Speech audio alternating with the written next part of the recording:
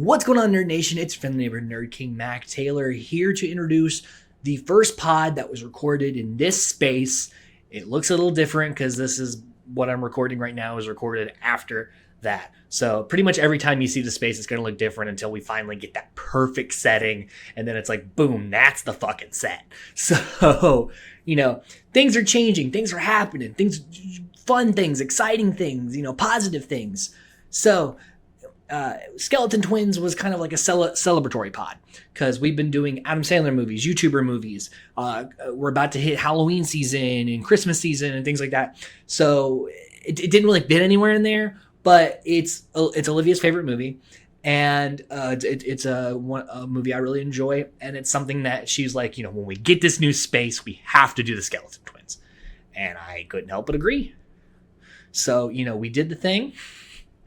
It was a lot of fun, with a lot of goofing around, just celebrating a milestone in my life now, getting, me and my girlfriend getting our first apartment together, having my first studio space. There was a lot of just big deals. So it was this more of yes, it's a film vomit pod. We really get into the normal shit, but it's also just woohoo, we fucking did the thing. So without further ado, have fun, kick back, relax, and enjoy our coverage of the Skeleton Twins.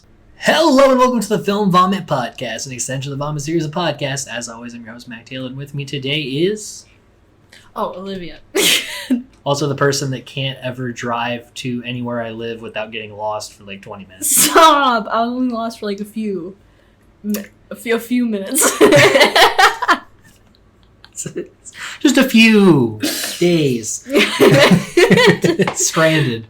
Don't worry about it. And this is the first podcast where we're in the same room. Mm-hmm. And also this is the new place. I no longer live in a basement that is mostly water damaged. So, you're not the same troll under a bridge that you used to be. So, but eventually this will all be decorated. You'll be able to see the table that I purposely bought a nice tablecloth for. You can't see. This is heavy. There's nowhere to go but up, really. So, in order to win big, you have to lose big. And what are we doing? Losing big. We're losing big time. That's fun. But also it'll be kind of fun. Each podcast we get a little bit more fancy. We're in the same room. I never thought that this was allowed. This is against the rules. Yeah, this is against all the rules. So you'll be seeing changes as things start coming out.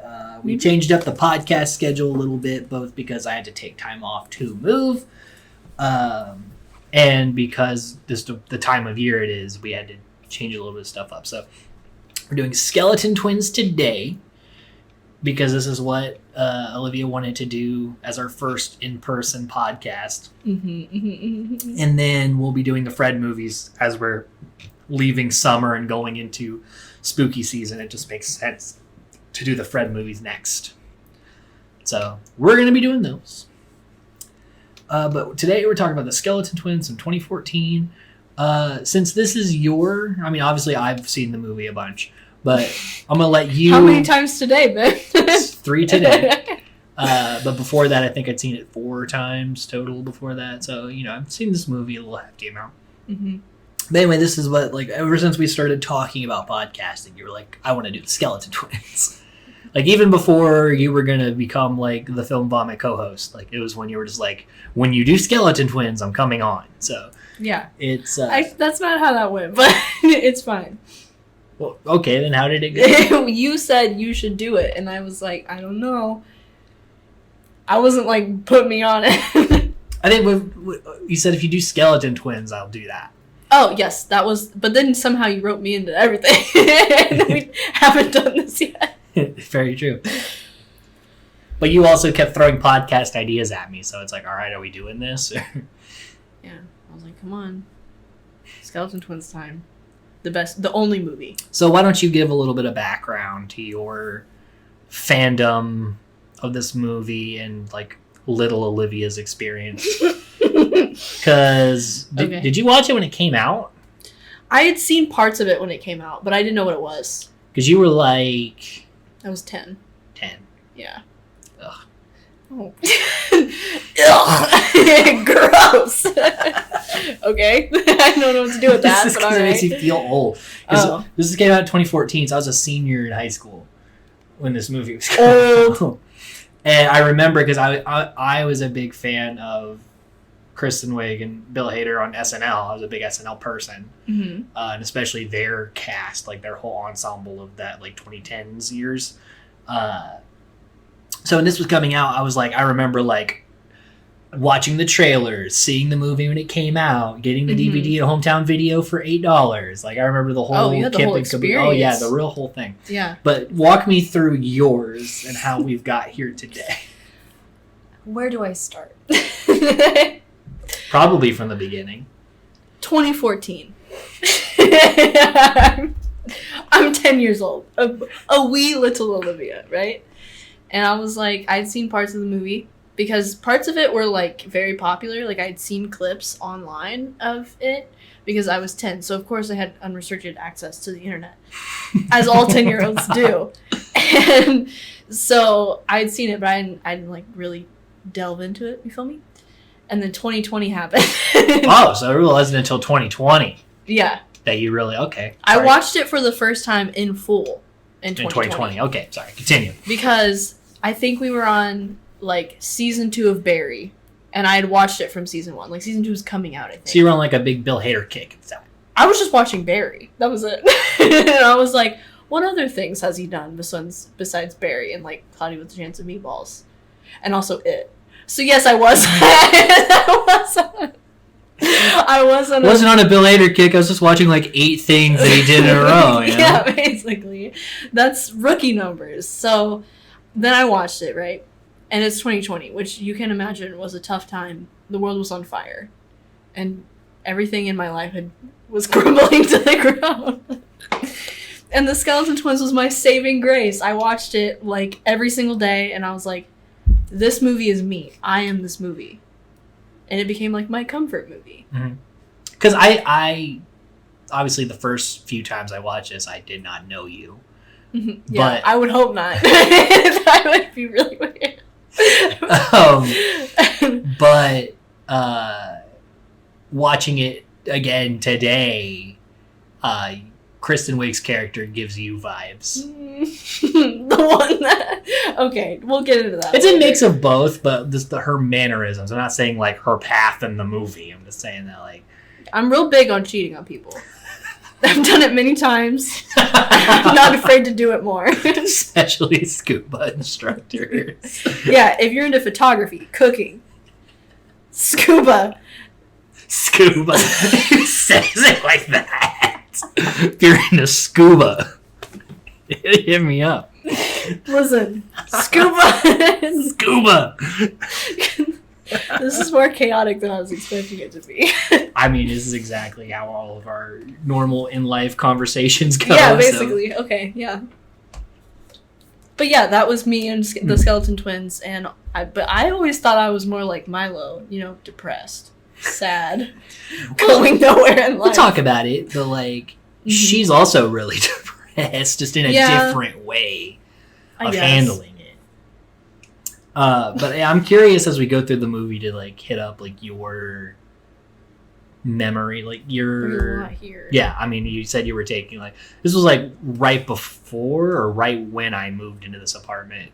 It was like in the process of, and you were like, "Bruh, I got all these notes for Skeleton Twins." And I'm like, "Well, it's gonna be like a couple weeks." No, I had time to refine them, so they're more condensed. Okay, it's all over the wall. Yeah, 8 pages, and just like Yeah, it was like that one scene in It's Always Sunny where I'm like looking at the wall, I'm like, Yeah. Pepe Sylvia! I got boxes of Pepe! That was me.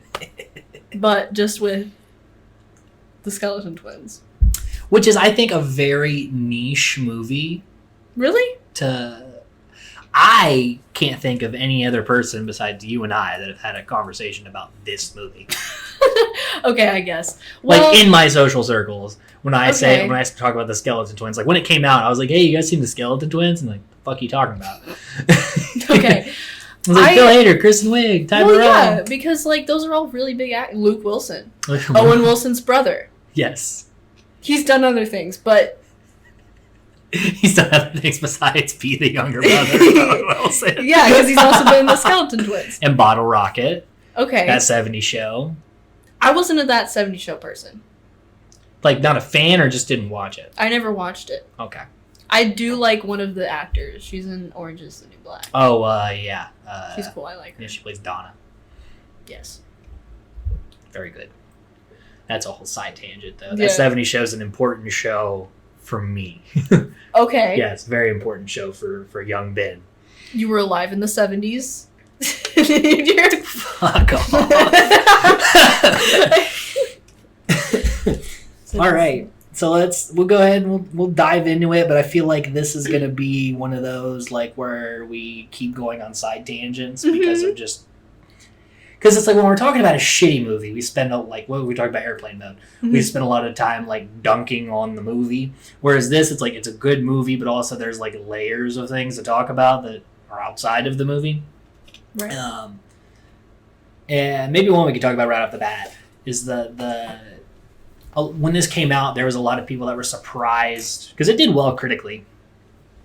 Because they were surprised that like Bill Hader and Kristen Wiig, people known for like sketch comedy, did so well in a dramatic feature. Mm-hmm. But like I've never been surprised by that because I think like especially like improv, sketch comedy, a lot of comedic actors tend to do really well in dramas because it's just an extreme of emotion just in the other way. Yeah, I think it's harder to be funny than it is to do drama. So I feel like if you're good at being funny, then... It's all about timing, right? You know? Sure. I don't know. I've never been... I was never a funny person. For money. But... For money.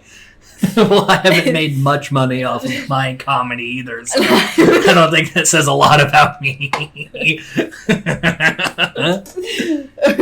Okay, that's fair. But yeah, so and also Ty Burrell is in this Modern Family. Yeah, right? and so he's known for modern, especially at this point. Like that show was huge by this point, which is funny because he played a lot of villains. I think early in his career, like 2004's Dawn of the Dead. He plays like he's in that. Yes, you know the guy who's like, if I ever become a zombie, just shoot me.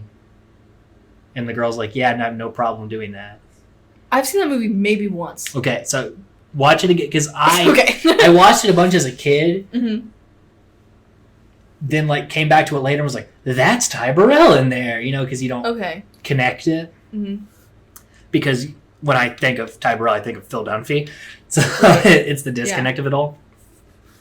But anyway, you have like multiple, and even Luke Wilson, you have multiple comedic actors, but this has a lot of dark comedy to it that I feel a lot of dramatic actors might not be able to pull off. Mm-hmm. And we'll talk about those scenes as we go into it.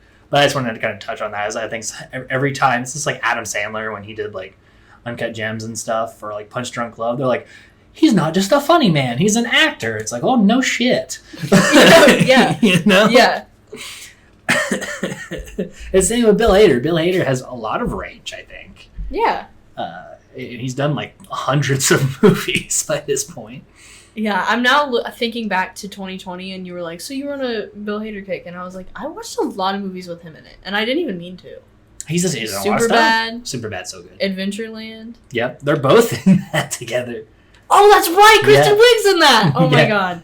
See, it all comes full circle. It all goes back to the Skeleton Twins. It all goes back to the Skeleton Twins. And this movie's an important moment in history. It should be in history books. There should be like Christopher Columbus, the first president, the Skeleton Twins. I think you could, if you were teaching like a writing class, you could bring this movie up. Or anything. I think if you're just like teaching Nursing. film, Nursing, law. sure. If I ever get arrested, I'm going to swear on a script of the Skeleton Twins, not the Bible. It's going to be the screenplay.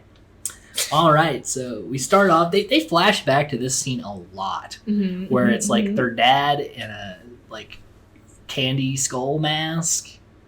It's like a really old Halloween mask with like it's just plastic with the string, you know. Yes. And he gives them. He has like these two skeletons in his hands. He's like dancing around with and stuff. Okay. What? I just like the way you're explaining it. Keep going. And we have young Milo and Maggie, who are like, so we get a lot visually from this. Like, we get the vibes of their dad, that he was clearly really into Halloween and a bit morbid with his stuff. Right. And then we see Maggie, who's like dressed as like it's like a dead Indian, right? Like with an axe in the head. Oh yeah. And she's got like and then Milo is like in drag essentially. Yeah. And so like we get a lot about their characters without saying literally anything. Yeah. Which I like that they set that up. And then their dad in these flashbacks is played by the second AD. Which I thought was really? Yeah. Okay. They were just like, yeah, you go ahead and do the scene.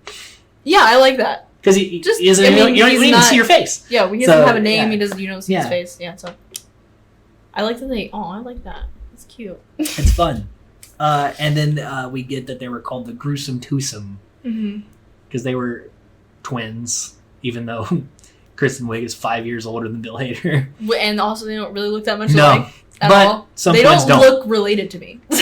but some twins don't look alike. Because they're fraternal twins. Right. No, I got that. I know what... I get that part. I'm just saying, I don't think they But look I think their chemistry so well that it fills in that gap. Yeah, I never watched it. I'm like, they're not siblings in real life. So... and so, like, we get this sentiment that their dad wanted them to keep looking out for each other after, like... Because they don't ever, like, flat out say it. They just talk around the point that their dad killed himself. Well... But they do say it. Well, they don't like directly say it. They talk about like even in the scene they're talking about the therapist, like, well, what do you do when their dad, like, they don't actually say the words like he killed himself.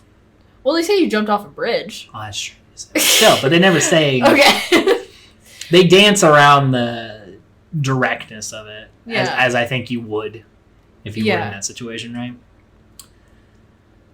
So then we open to Milo, played by Bill Hader, who writes a suicide note, like, on, like, an envelope, like an old envelope. Pause. Okay, go ahead. Go ahead. I have lots to say. Okay. Okay. I think voiceovers are lame. I think they're lazy. I hate them. I don't want to hear them. I wasn't even going to talk about the voiceover, really. Unless it's Kristen Wiig and the Skeleton Twins. Then it's okay because it's the Skeleton Twins 1 and 2. I don't think it's lazy because... I feel like I'm thinking too deep into it now. If you didn't make any notes on it, then now I'm No, go ahead. No. Okay. Go ahead. So, okay. We start in the movie with a voiceover. Because we have, like, the start and then, like, the end with the voicemail. This is typically how movies go, yes, with a beginning and an end. You know what? I'm tired of this already. Okay, I'm just going to read word for word what I wrote. I said, I think this voiceover is very well done because it's called back to later in the form of voicemail anyway, so it doesn't feel lazy. It feels like, okay, like it makes sense for it to, like, bookend the... You know what I mean? And then I also don't know if this was intentional or if I'm just, like, reading too far into it because I've seen this movie so many times. But the skeletons underwater, we start with that where, like, he drops them, they're in the pool. Yeah. And they both try to kill themselves in water. I didn't think about that. Because it cuts to him in the bathtub, and then Maggie and then their goes dad to the also pool. did too. Yeah. So it's all kind of okay. So I don't know if that was on purpose or if I'm just reading too far into it because I'm, like, obsessed. But even if it's not on purpose, accidentally nailing it is okay too. Yeah. So we're gonna say it's on purpose. Sure. I don't know. I like that. I thought it was interesting. Yeah. Continue. No, it was interesting. Sorry for interrupting. No, you're good. And so, yeah, it says a lot about, like, Milo's, like, because his sense of humor is referenced a lot about him, so that he takes this old, like, crumpled up envelope, writes, to whom it may concern, see you later, smiley face. That's all that needs to be said. Yeah. And which, if you think about, it makes sense, because we could tell by the photos he just broke up with this guy. He hadn't spoken to his twin in 10 years, hasn't spoken to his mother, his father's dead. Who was he really going to write it to anyway? Right, yeah. So, like, it's part of his, like, brand of humor, but also, like, dead on to the situation. Yeah. And so he's like blasting music and kind of going through the motions, and then we see him get into a bathtub and slit his wrist, but we, unlike 13 Reasons Why, we don't have to linger on that. We just see the blood come. Which is so much more unsettling to me, I think, than especially with the music and the tone of the scene. Yeah. Because the first time I watched it, I didn't know that was going to happen like that. Yeah, that's one where you gasp. Yeah. Audibly gasp. Yeah. So, if they had shown it, it wouldn't have been as effective. Right, yeah. And that's usually in film. Less is more. That's like rule number 3. Yeah. But yeah, and that's how we like open the movie, which I think is also like kind of sets the tone here. Startling. Yes. Very startling. But like the way everything is shot in this movie, all the colors are very like washed out. Mm-hmm. Like it's like there's like sunlight pouring in the background, which washes out. Also, it has this very bleak color palette, which lends to the tone of the film, and I know that was obviously on purpose. Yeah. You can't accidentally have a really awesome color palette. Yeah. I just did this on accident. I don't know. I was playing around. Be like, oh, we just had a really big window in the background at all times. Yeah. I don't know. We just happened to only film in front of a really big light. It was so crazy how we did that. I don't know. Right. And I love the soundtrack throughout the whole movie, too. So then we cut to Maggie, who's like about to pop a bunch of pills. It's like she's contemplating. Yeah, just killing twin herself. things. Just twin telepathy or whatever. Right. And then her phone goes off, and it is the theme song to Growing Pains. Is it? Yes. I've never seen that. Which is really, it's a show about siblings. Okay. So it's like more on the nose. Yeah. You're pretty good at this whole thing. And it's funny because when she answers at first, she's just really pissed off. She's like, "How'd you get my number? I'm on a do not call." I know they start with hospital, and she's like, "Why are you calling me?" And the lady at the end, it's like, Yeah, that's literally what she does. your brother tried to kill himself. Yeah. And she's just like, oh. Yeah, so like He does that sometimes, not a big deal. So she, and again, she really doesn't even react. It's because how you tend to deal with a news like that is you're just present but not present. Like you're going through the motions, but your mind's not there. So there's no like, oh no, gasp, tears. It's just like, oh. And that's it. Okay, that's it. And scene. Essentially. And also because she hasn't spoken to him in like 10 years. And like, this is how they're gonna start talking again. A good way to reunite. Right. Yeah. And you see it when she goes to like his hospital room, and like the nurse is like, yeah, the only reason they found him is because he was blaring his music and the neighbors complained. Yeah. Which is such like an apartment complex thing. Yeah. And like when they go into the hospital room to interact, like the framing, which was also on purpose, is that at the start of the movie they're always framed on opposite ends. I literally wrote that. And then as the movie goes on, they are closer and closer because they are coming together. So that was on purpose. The director talked about it in the commentary. Oh, he did? Yeah. I need to listen to this. And he talked about it in the commentary. He said the framing is on purpose. Okay, good. Because when I was writing my notes about the framing, I was like, this is me being annoying. But no, that one is confirmed. The other one, not so much. This one, yes. Okay, good. Nailed it. I got at least one. So You did. Because it's like, how do you start a conversation? It's like, hey, look who's alive. How you doing? Yeah, which dumb. You know the answer, yeah. And that, I relate to that part of it. Because, like, I've been to a lot of funerals where you have to, like, talk to, like, someone who just lost their wife. And then you have to go up to them. And then they're like, how's it going? And your normal, like, response you always do is, oh, I'm all right. How are you? You don't ask that. Yeah. So then you're just like, I'm good.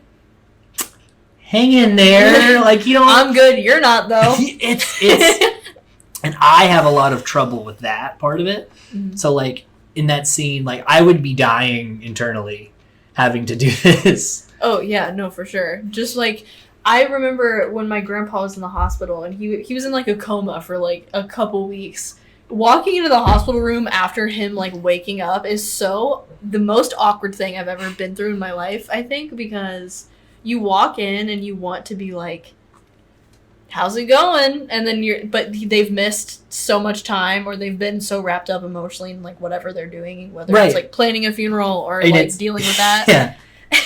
And then you walk in like, hey you, like, and that's not, which sounds insensitive, but like, what are you gonna say? And so they're interacting where she's like trying to be like, because she feels guilty, so she's trying to be like, oh, let me like give you what you need, and he's like, please don't do this thing. I don't want to do this. You don't want to do this. Let's not do this. And she flashes back to like them as kids and is like, shit, like I can't just let this guy go back to, because he's in Los Angeles. Yeah, and she's in New York. Mm-hmm. So they're like on opposite ends, and so she offers to like move him in with her while he goes through this episode. Mm-hmm. And again, there's the framing. So we see he's on a bench reading Marley and Me. Mm-hmm.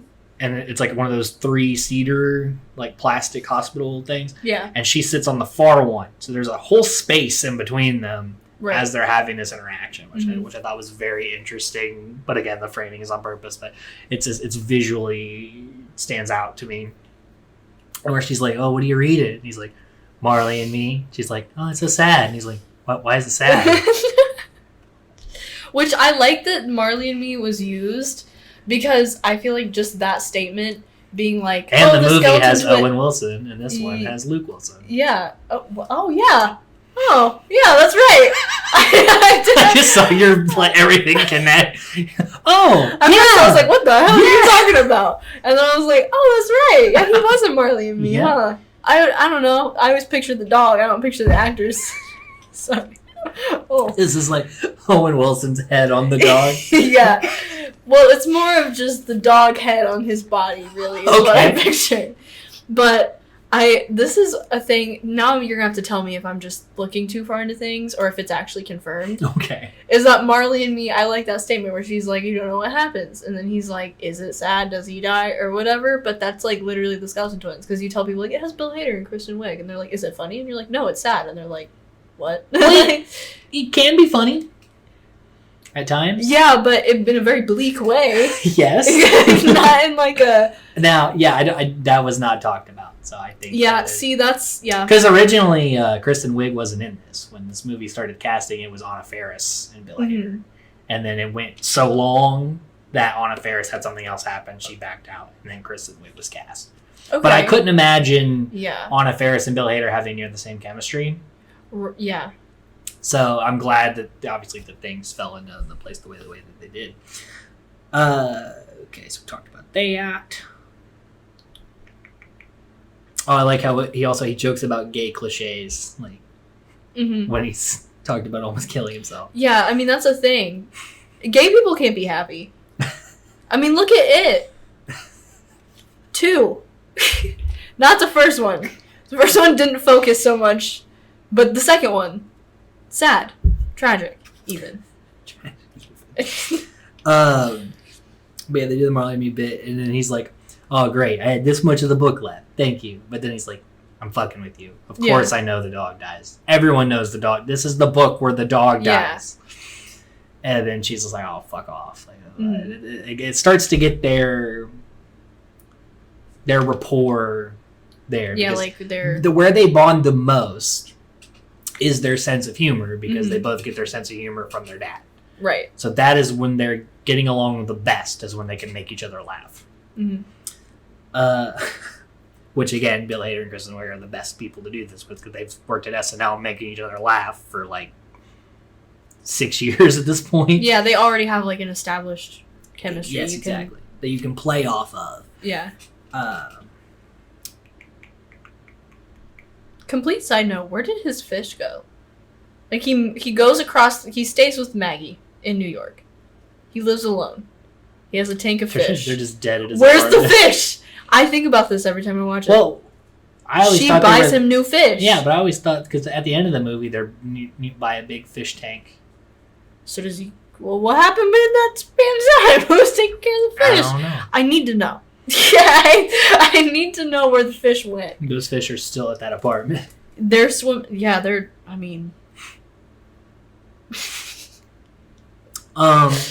So yeah, and then so she takes him back, and then he's so like... I always love the shot of like depressed person in car staring out window. Yeah. As like very bright suburbia passes them by, and they're just like dead-eyed staring through the window. I love that. I don't know why I love that, but I do. All right. And so she brings him home. This is where we meet Lance, played by Luke Wilson. Essentially, it's just Luke Wilson Lance. playing Luke Wilson. This is the kind of character he just plays in everything. So, like, he meets him, and he's like, it's really the mysterious Milo. And he's like, yep, in the flesh. And then he's like, well, not really in the flesh. I have clothes on. If you want to see in the flesh, you got to get to know me. And then he just gives him like the, all right. I love Lance. I feel like I can relate to Lance more than I can. Nope, that's a lie. But I do want to be Lance. Well, he's that, the person who doesn't have a great personality or like sense of humor, so that they go and do really cool things so that they have something to talk about in group conversation. Okay. Because I'm glad you said that right after I said that I want to be Lance. So, because like when they're at dinner and he's like, oh yeah, I like hiked this mountain or I did this thing. It's because again, he's not going to like win you over with his sense of humor. So he's got to be like, here's things I've done that we can talk about. I think he has a good sense of like personality. I find him intriguing. Okay. So, there. Okay. I didn't know this was such a hot button issue. I love him. He's great. So, like they're at dinner, and you can tell right off the bat that like Maggie is like not herself around him. Yeah. And Milo can tell that. Right. Like when he's looking at like photos and they're like hunting together, he's like, Maggie. Yeah. Like, what is that? What is camo? Essentially, yeah. Because again, if you've like spent your whole life like with this person and they've never done like they've never went hunting, and then you see like them in camo with a gun, and you're like, what has happened? Yeah, no, I think everyone can relate to that. Yeah, like, no, that's a watching someone they know change. And then I think there's like the ego there where you're like, I know you more than anyone else. For sure. And you can't let go of the fact that maybe you don't anymore. Like, it's been 10 years, maybe she's changed in this time, but she hasn't. But she has not. But it's a risk to think that you know for sure. Yeah. For sure. No, that's a very relatable thing. But they're at dinner, and Lance is like, oh yeah, wild and crazy Maggie's taking all these classes. Yeah, she was doing salsa dancing. You know what salsa is? It's like normal dancing, but with a little Spanish spice. Yeah, yeah. Like, he explains salsa dancing. Listen, salsa, scuba, photography, cooking. That's like all the classes she takes. Yeah. That's a lot of time. That's a lot of things. That's a lot of things, and also people to cheat on your spouse with. Well, she said she only cheated on with 3. That we know. I mean, come on. Well, she tells. Yeah, but I feel like it's more 3 different men. I don't trust her. Do you think she would leave a couple out if she's already going to wreck her marriage? I mean, if you've already done so many, you probably forget some of them. So judgy. Oh, sorry, I'm judgy for the person that... You must really love Lance, because you're like, she wronged Lance. I love justice for Lance. I love him. He's so great. He's just... Yeah, because he's like, yeah, we were diving and we saw a sea turtle. Yeah. Isn't that crazy? And I think that's like, normal. yeah, you're in the sea. So he's like, no. You're thinking of pond turtles. He's like, this is a effing sea turtle. Yeah. And Milo's just like, okay, sure, man. Yeah, no. However you want to go about this. Justice for Lance, because those are different things, too. A sea turtle is infinitely more cooler than a stream pond turtle. And then it's when he says, like, they're trying to have a baby, but we find out Maggie is taking birth control because she's not ready to have a kid, but yet she's also not ready to have that conversation. And she's also cheating, and it's a lot easier to cheat and then also not risk getting pregnant by someone else. Sure.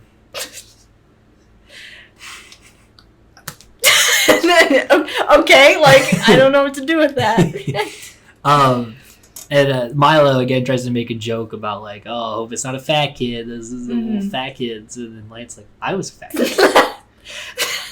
And then she's like, no, he's kidding. He's like, oh, okay, I just didn't know because I was like, what has he got against fat kids? Yeah. Milo's like, may your kids be fat. Fat, happy.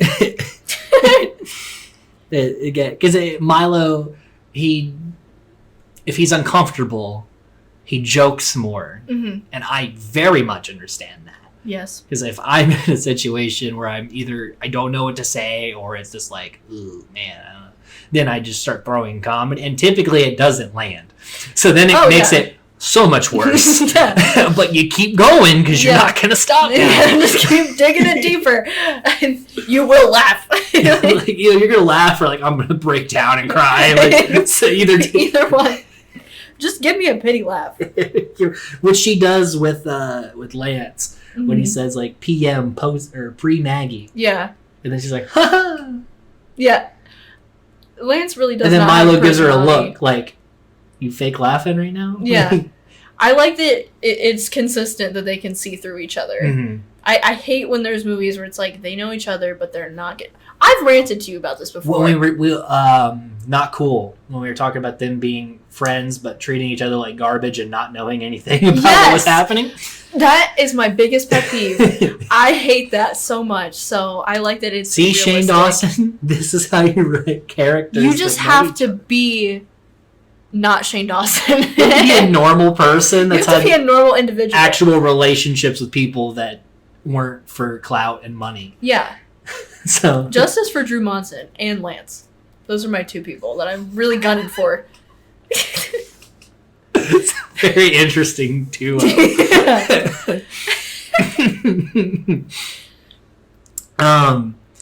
It's also funny when he says we're having a baby and he goes, "That's right, we." That's not sexist if I say it that way. Yeah, he turns to her, says that. I found that funny as well. And Milo's reaction, where he's just like watching. I like that his hand is like on the he can't even be bothered to like lift his head up and actually be part of the conversation. And then they talk about him later, and Milo calls Lance he's like, oh yeah, he's a little golden retriever, like Marley and me. It all comes back to Marley. It all comes back to Marley and me. It all comes back to the Wilson family. They're the real stars. Ka-chow.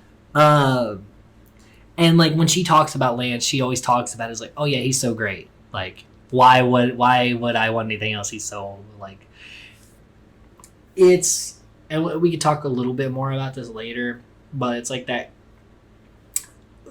you get projected by like society to be like, this is a normal life.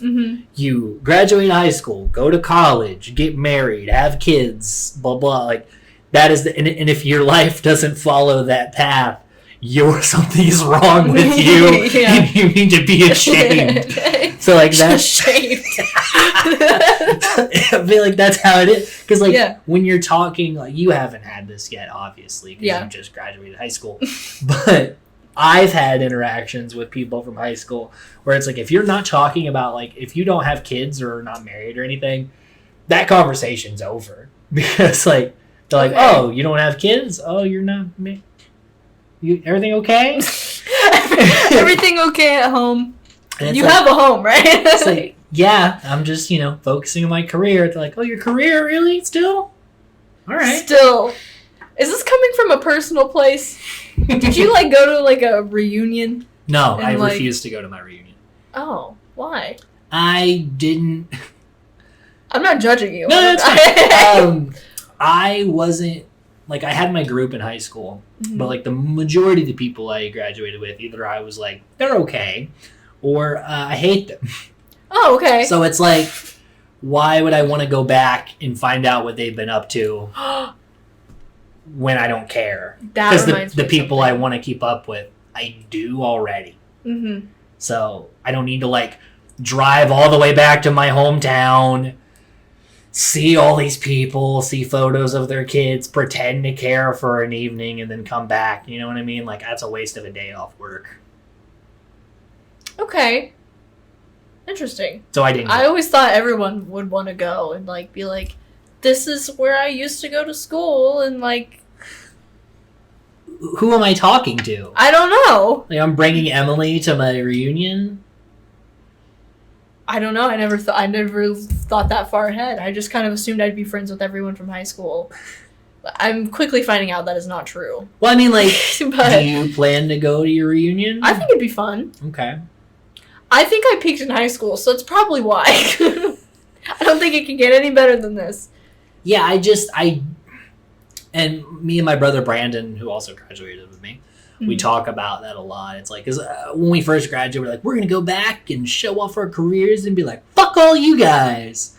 And even that just seems minute. Like, I think we've both been successful in fields outside of, and done well and not gotten someone pregnant and fallen into a debt and all that stuff. Oh, wow. Okay. Like some other people we know have. So we could totally go back and be like, fuck you guys, here's what we do. But what's the point? Maybe I'm just filled with this need to just be like... Be accepted by your high school group finally? You're like, please, like, this is what I wanted to be. Yeah. There's a little bit of that there? There's a little bit of that there. Okay. There's a little bit of There's nothing wrong with you going... I want to make this clear. I'm never going to my high school reunion now. I'm not like, Olivia, don't make a mistake. don't go back. Which I think it's interesting because Milo talks about it later in the movie about how he's like... His dad tells him that he's not the one that peaked in high school, but it turns out it was him that did. Because there's also different definitions of peaking in high school. Yeah. But at the same time, it's like, even if, like, I don't know. It's just for me, like, my brother didn't get invited to our reunion. You have to be invited? You can't just show up if you know you were there? How do you know where to go? Sometimes it's not at the school. It'll be at, like, a venue. What? I thought it was always at the school. No. I've only ever seen reunions in movies, so I don't know. So, like, ours got, like, postponed a year because it was our 5-year. And it got postponed because of COVID. And then they were sending out the invites and he never got one. He didn't even know there was a reunion happening until me and my friend Brett were talking about not going. That is so sad. Because Brett's like, hey, you going to the high school reunion? I'm like, yeah, fuck that, I ain't going. And then Brandon's like, there's a reunion? Aww. Man, his invitation got lost in the mail. No, they just... It got lost in the mail! Let's pretend like they're not... How do they know everything? Do they just keep a database of everyone's addresses? Facebook. How do you keep it? Oh. I have a class of, I think it was 800. Oh, well, see, ours is much smaller. Yeah, like, how are they going to find all 800 of us? I mean, there's usually that's what, like, the valedictorian, salutatorian's job is, like, to get everyone back together. That far after? Because that's who was in charge of ours. That's stressful. But yeah, so where did we get there from? Like, what were we? The fuck were we talking about? I don't know. That got us there. Oh, the idea of, like, what life should be, right? So, like, all of Milo and Maggie's life and all of ours too, which maybe yours was a little different, is that not even our parents as much, but, like, the world is, like, the normal thing to do is this path. And if by this point in your life you haven't done these things, you're a failure. Just shush into a corner. Yeah. Get out of the way. Yeah, I think I haven't really experienced the... Yeah, you're still in the beginning part of that. Yeah, I'm at the beginning of being No one's expecting you to have your shit together yet. Okay, good. Because I feel like, But like things are by the time you're like 22, like when you even if you don't go to college, but like by the time you should have graduated college, that's when people start judging you at family reunions. Oh, okay. So, All right. Well. You got a couple more years. And then you're gonna call me. You're gonna be like, "It happened." They're judging me. I didn't get invited to the reunion. Yeah. So Maggie is in that camp of like, Lance is the guy if you want like a family to go with. Mm-hmm. But is that where she wants to go, or is that where she thinks she should go? Right. I mean, she never talks about him with happiness. I feel like if you're saying like he's great, Or like but you're not when like, they're in the smiling, scene it's- together, she looks like she's trying to pep up, Yeah. but she's not there. She's not present. Yeah. And he's good, but she's like, you could tell within the first scene they have together, like, ooh, okay, things are not good here. But because Lance is so laid back, and Lance, he will never see it. Mm-hmm. Even if he feels it, he doesn't know what that feeling is. You know what I mean? Yeah. So yeah, they frame it in that way where it's like, because I think a lot of movies would have Lance be like a douchebag, like in Dirty 30, how her husband is like, it's like, why is she with this guy? Yeah. Whereas Lance is like, he's a good guy. Yeah. But it's just not what she wants. Yeah, he doesn't need to be a villain in order to push her into moving on. Yeah. Because the reason like she's cheating with all these guys, she wants like this like romantic fire connection kind of deal that she does not get with Lance. Yeah. And so that's why she keeps like, that's why she's hooking up with the scuba instructor with the neck tattoo. Yeah. You know what I mean? And he's Australian. Yeah, which the actor not. Really? Yep, that is an accent he's doing. What? Yeah. Are you serious? Yeah. Could you tell the first time you watched that he was doing it? No.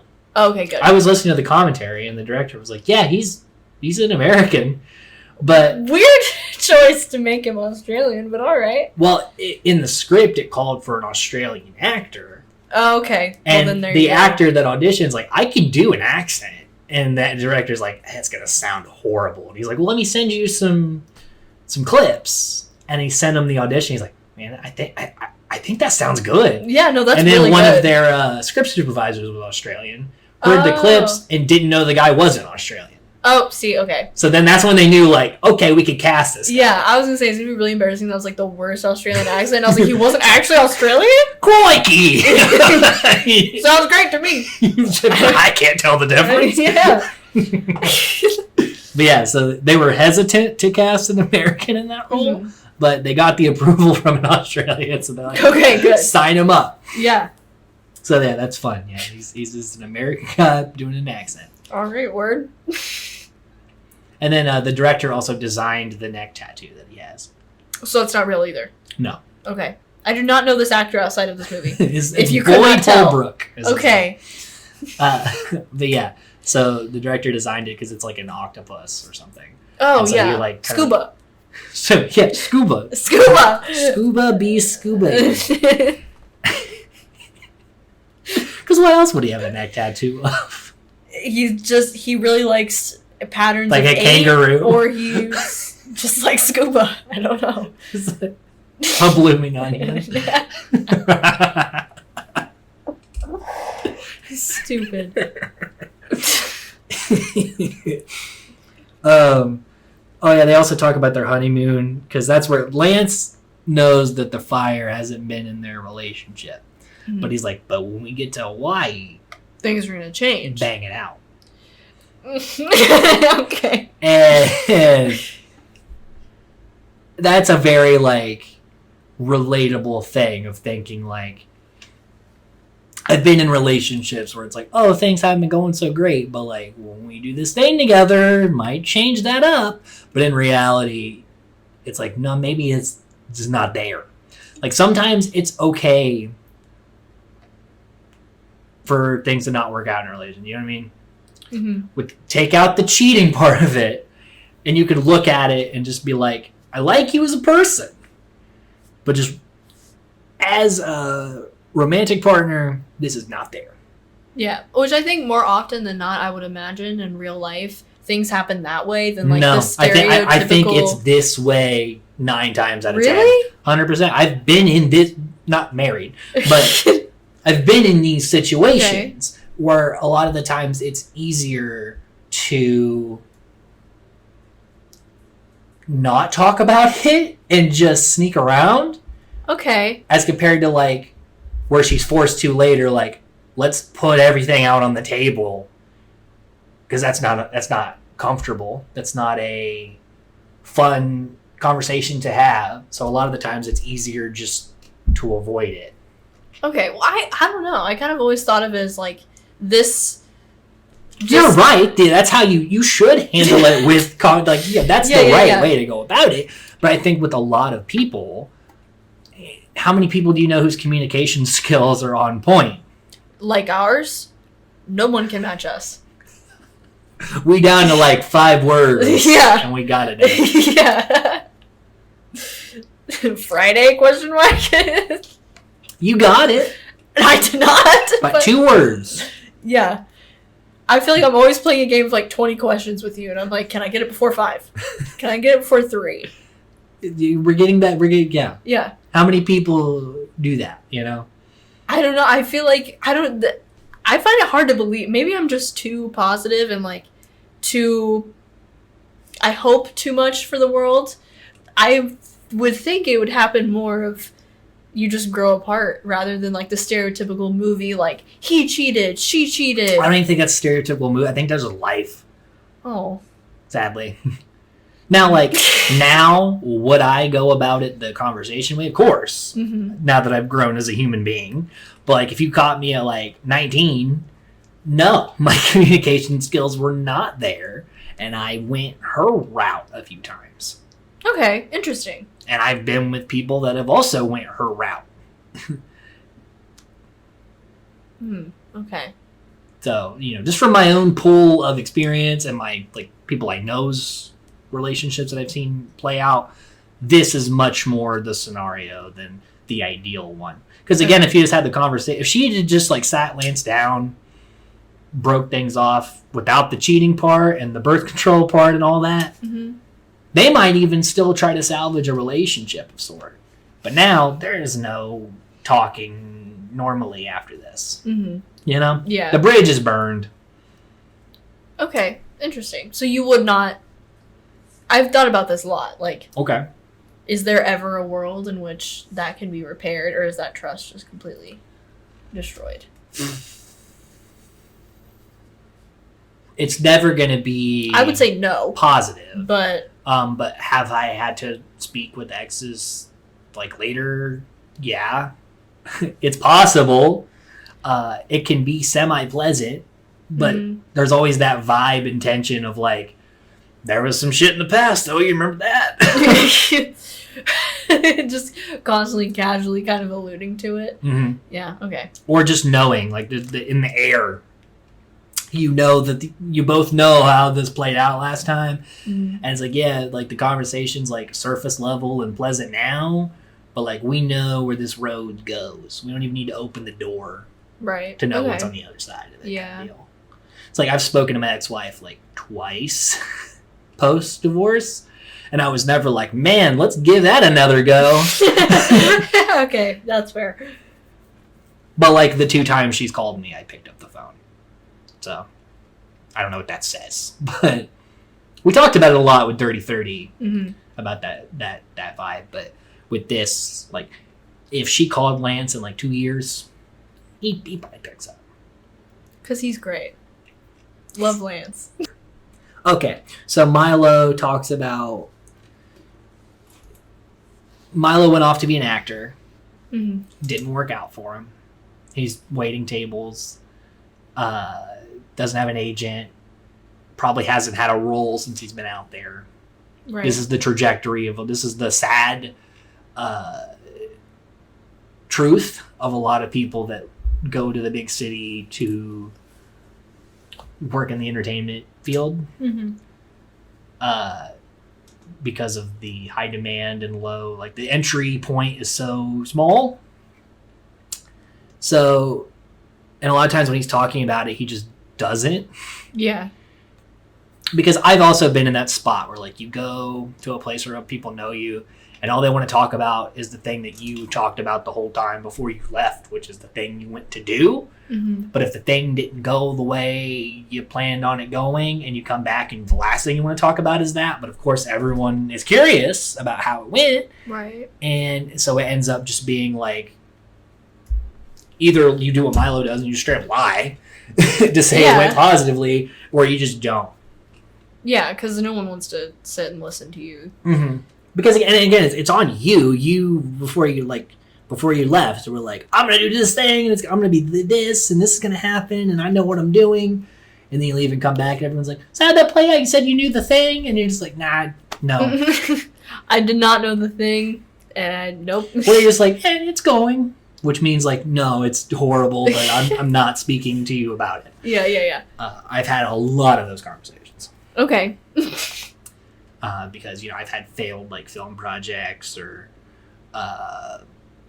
things I tried to do that just didn't pan out, and then everyone's like, how'd that thing go? And it's like, I'm writing something. I won't go too much into this because this is not what this is about. But no, tell me the whole thing in detail right now, please. But it's about, like, my experience of having to, like, getting divorced and move back home and like start over. Mm-hmm. And the character was like writing a screenplay before he left. So like when he comes home, everyone's like, so how's that screenplay going? After like the 9th time, he's like, why is everyone just talking about the fucking screenplay? Yeah, and, okay. Yeah, it's like that. So that's what Milo's dealing with. Because literally everyone he bumps into is like, how's that acting thing going? And he's like, fuck off. Really, when it's like, how's it been? It's like, I just tried to kill myself a few days ago. But like you can't say that. Yeah. So you have to like dance around this conversation that you don't want to have, and the person you're talking to probably doesn't want to have. But because you made eye contact, you feel like you need to have. It's so dumb. Like I would love just for someone to come up to me and I'd be like, I don't really want to talk to you. Okay. And I don't think you want to talk to me. Well, I mean, Milo's very direct. I mean, he says like multiple. Yeah. So but, just do that. Let's start doing that. I actually don't want to be here right now. I'm gonna go and leave. Hey Ben, how's it going? Get the fuck out of here. So he jokes a lot about, like, he's like talks about like jokes about having an Oscar, like prostitution and all that. Where she's like, oh, is this the part where you make a prostitution joke? He's like, what do you want me to say? Mm-hmm. Like the reality of it, the sadness of it. What do you want from me in this moment? Yeah. Which again, it's all so much of the dialogue and situations in this movie, I just feel like very relatable. Even if like the specifics of the situation may not be, but I think the overall vibe. Yeah. Right?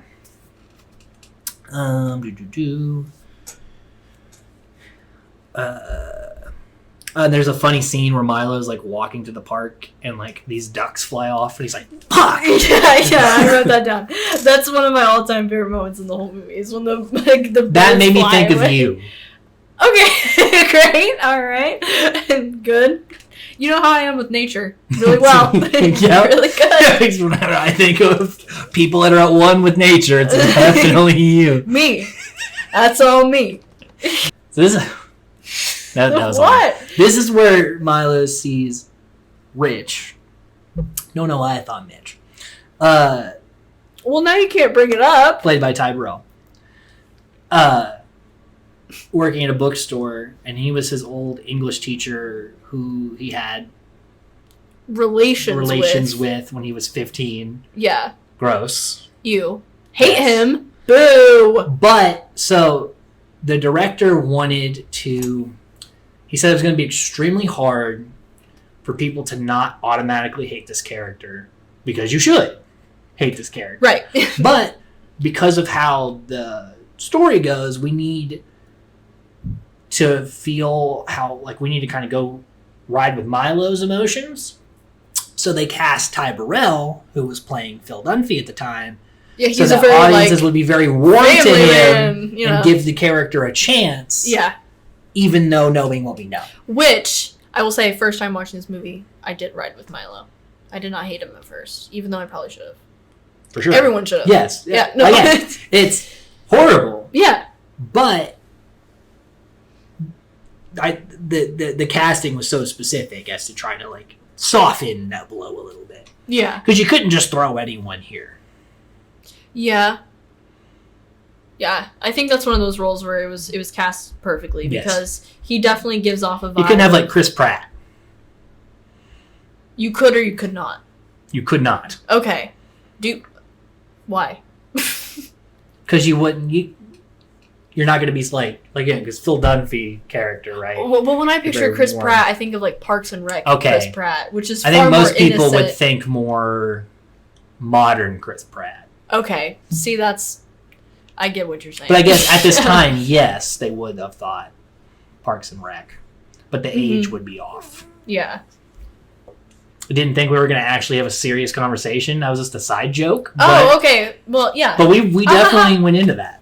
So we also see like Maggie's like, it's like she sees what's happening with the scuba instructor coming, and she's trying to avoid it. Yeah.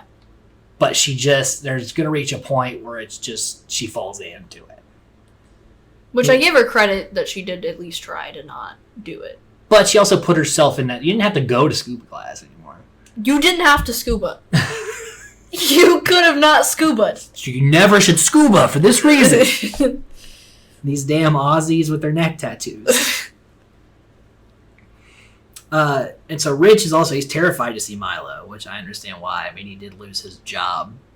Yeah, which like as he should, but then like she says later, he should have went to jail for that. Yeah. That is gross and illegal. But you can imagine if you like got over that because he's now like married again or like engaged or something. Yeah, he has a girlfriend and a teenage son, and he's trying to live this normal life, and then Milo pops back up, which is like the worst reminder of what happened, something that you don't want to ever and he think pops about up again. at your new job. Yeah, wearing whatever he's wearing. Milo's outfits. Whoever did the costumes for this movie I love them. There was another like person on the crew who they used his wardrobe for Milo.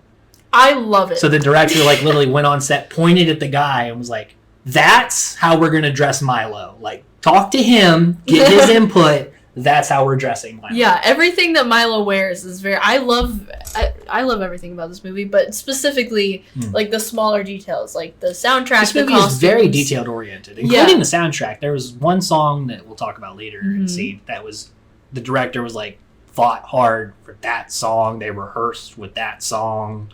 Because a lot of the times in film, the music changes. It depends on what you can get the rights to and what works out and all that. But like sometimes there's like, this is the song we're using. Yeah. And that's what they did later. And we'll talk about it when we get there. Okay.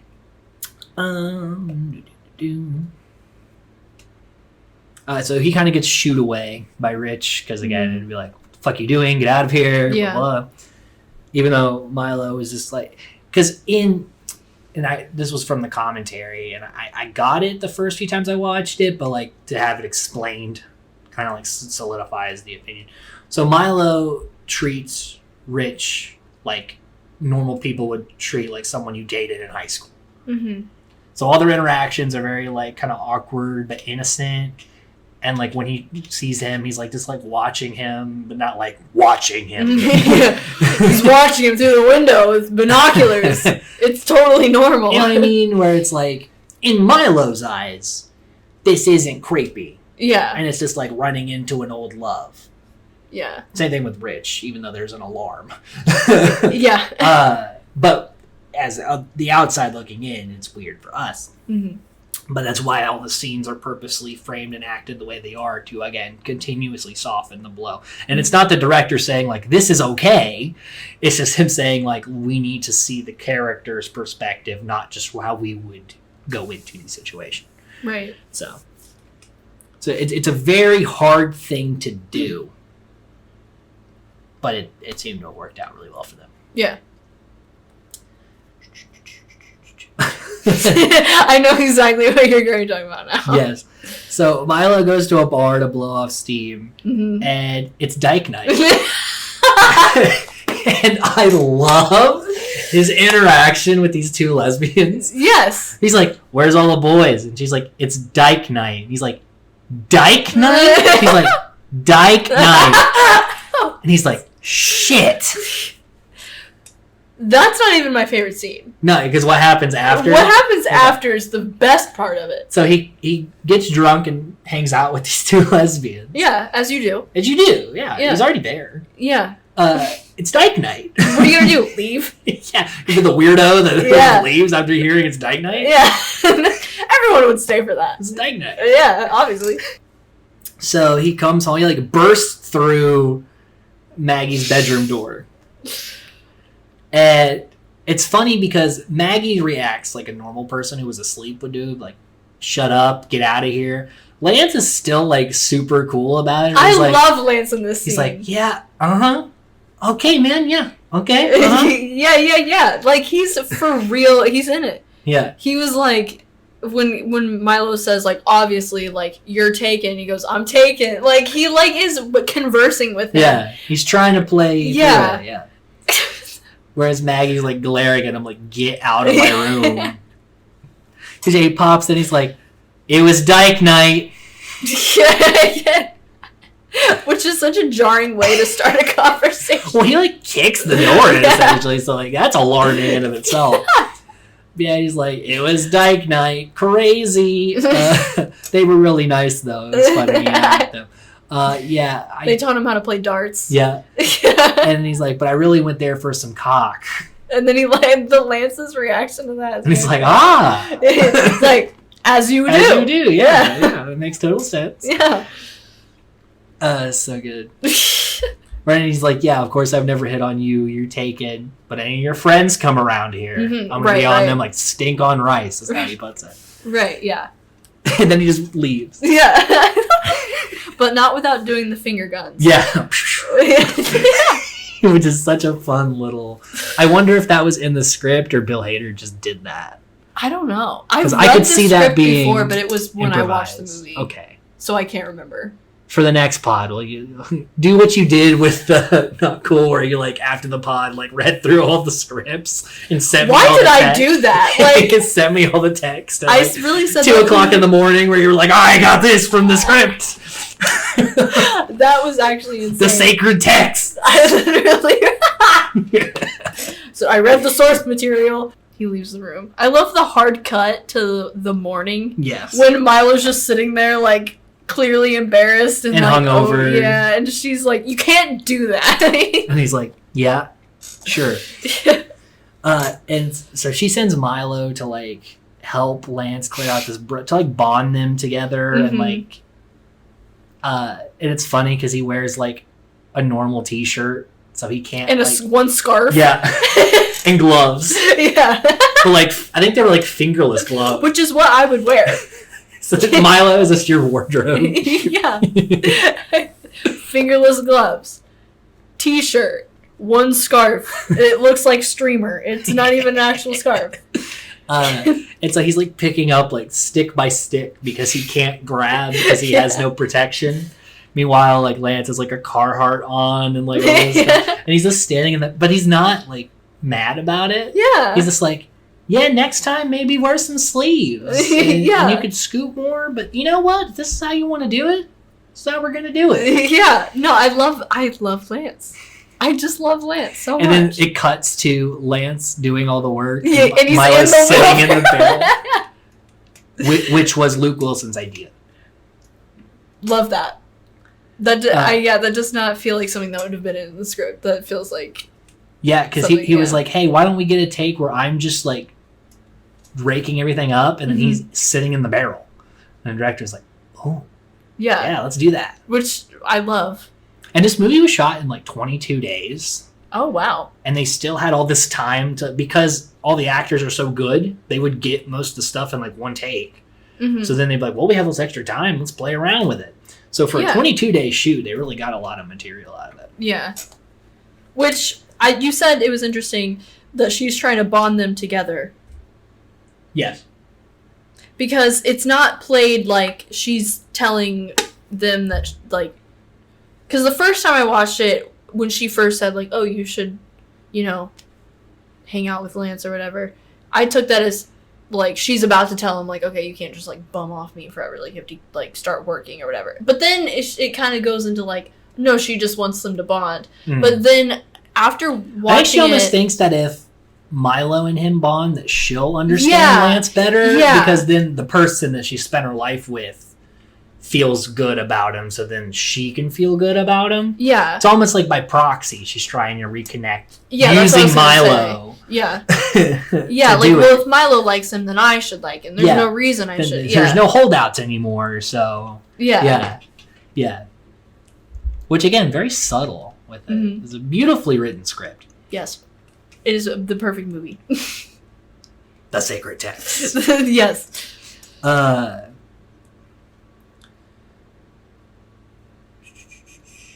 Okay, but yeah, this Hints on the Barrel is a great scene. Yeah. So Maggie's like, she every time she's underwater, she always has the flashback to like her getting this like playing with Milo as kids. Yeah, water's a really big like trend. That's why I just thought about. I didn't know if that was on purpose, but like the guy jumps in to save her, but like she wasn't drowning. Yeah, she was just chilling down there. No, he just wanted an excuse to touch her. Yeah, little freak. I mean, what's his name? I can't remember. I don't. The Australian. That's I don't what think his character has a name in the movie. I think she does call him by his name though. Does she? I don't know. Who's to say? Not me. Let's see here. Okay, so every time she goes to get Milo fish, some shit happens. Every time. I wrote that down. It's just the fish. They're cursed. The fish and water. Water and fish is a big theme throughout the whole movie. So she gets a tank. Yes. And she walks in and Milo's like, don't be mad. Which is never a great way to start conversation. Yeah. Really strong start. Don't be mad. Because he invited their mother over. And so, not a lot. Again, this movie doesn't like to explain at you. It just likes to let you be in the moment and figure out feelings and thoughts and whatnot. So their mom, post-father suicide, remarried, had a whole ass other family, and just kind of left Milo and Maggie to do what they do. Yeah. Presumably has not seen them, which as long as they've seen each other. Mm-hmm. So at least 10 years, if not more. Yeah. Because her two kids are like 14, 15. So it could be that long. Yeah. How long she hasn't seen them. But she does that shitty mom thing. I'm not speaking from experience. My mom is amazing. I'm speaking just from seeing this from other... It's where everything is so horrible, like not good, but they just want to keep going like, oh, aren't you okay? You're doing okay, right? You're okay? Which is like, please tell me you're okay so I don't have to feel like I failed you. Yeah. She does that throughout this whole scene, really, of being like, tell me everything's good. We're all happy, right? This is a positive thing I did. Yeah. And Milo is, of course, like, yes, of course. Yeah, we're great. Great to have you here. And then Maggie's just like, no. Which is interesting because typically Milo's the one that's... But when it comes to honest. Their parents, he seems to be more of the, like, wants to have a relationship. And then Maggie is the, like, no, things haven't been good. Let's not pretend. This is the only thing she doesn't want to pretend about. Yeah, which I think is interesting, and I think that honestly just comes from it being a mother-daughter relationship. Well, and I also think part of it is she's protective of him. Yeah. And this has probably hurt him. And so she's like looking out for him. Yeah. Because he's so like willing to give in emotionally. And she's like, someone has to be the hold off. Voice of reason there. and then it'll become her. Yeah. Which is, again, not explained, but just there. It's played out. And she does that thing that everyone always does too. In a lot of conversations, they're like, drop by any time. We'll definitely have to hang out, which is code for like, I'm never going to see you again, but let's act like this was a positive experience. Yeah. And Maggie even tests it. She's like, all right, how about next week? And she's like, yeah, it's not a great time. Like, how about the week after that? I like that Lance is a buffer, and the scene is very great. The whole time he's trying so hard to Poor like guy. dial it back. He really is. So I'm gonna get some Tabasco. Anyone need anything? Yeah. Or she's talking about the arches, and he's like, "Oh, I went to the arches once on my sophomore year. It was sick." Yeah, one of those things where he's been so many places, but and clearly they're both very similar in that way, where their personalities maybe don't jive well with other people, so they're just always talking about what they're doing. Yeah, because it's easy to be like, "I did this thing." Yeah, aren't I cool? Yeah, instead of being like, "Am I connecting with you on a level?" It's just like, "Here's some stuff to throw at you." Mm-hmm. Yeah, it's that I don't want to make you distracted. Yeah. It's like junk food conversation. Mm-hmm. But yeah, he's constantly trying to be like, let's not start a fight. Yeah. Let's not start a fight. I just met her. Yeah. But yeah, so she I know this is like my least favorite kind of person. Mm-hmm. The meditation people that try to push it on everybody. And I'm like, we just need to cleanse in Zen. It's like, no, we need to just stop being shitty. Okay, yeah. All the cleansing in the world is not helping this situation right here. So maybe let's just like sit up and talk to me for a goddamn second. Mm-hmm. So like her vibe at the start, I was already like standoffish. Yeah. She's a very odd individual. Yes. I don't trust anyone that makes toasts that are that long. Why is her toast so damn long? I love long toasts. They're funny. But have you ever like had a moment where you like go to dinner with like a family member, or like a group, or maybe it's a holiday, and then they want to do that thing where they want to like make a speech before, and it's the longest thing you've ever experienced in your life? At what point does the toast become a monologue? Right after like a sentence, just one. Or you're like, what are we toasting? I feel like you've talked about 8 situations. Exactly. You need to be like, I toast to this for this reason. Because I like how when she's toasting, Maggie starts drinking before she's even done. If people start giving up on your toast before you're done, it's too long. And you need to rethink that immediately. Oh, I forgot to mention, so when she drops the fish tank, Lance has one of my favorite moments. Is when he's like, broken glass, nobody move. And he points to me, he's like, you okay? I'm going to get a dustpan. I'm going to get the dustpan. I want to be Lance. Like, he's just... He just walks in, he goes, nobody move, you okay? I'm going to get a dustpan. It's so good. I cracked up the first time I saw it, like today. The first time I watched it today, I was like, I forgot about this. Brother made that way more of a big deal than it needed to be. I'm going to start doing that to people like, you okay?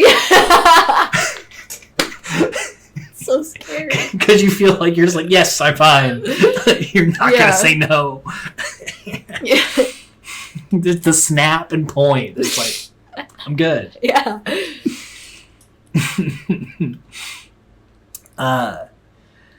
But yeah, and then she talks about like getting rid of alpacas because they poop too much. And then Milo's like, well, I don't poop. Yeah. And then everyone glosses over it and to a point where he's like, hey, did you guys hear my joke? Because I'm trying to get it away from this tension, and I feel like you didn't do that. Yeah, he had what I like to call a Cameron moment, which is when you tell a joke but no one gets it, so then you go, did you guys circle get back. Yeah. And then, because she's talking about the poops, and so everyone poops, and she's like, why are we talking about such bad things? And again, it's just like, whoa, okay. And then we find out she was only there because her trip was close. Her insight retreat. Yeah. That's the only reason she showed up. And then even Milo at that point is like, fuck. Yeah. Like, I can't even say anything now.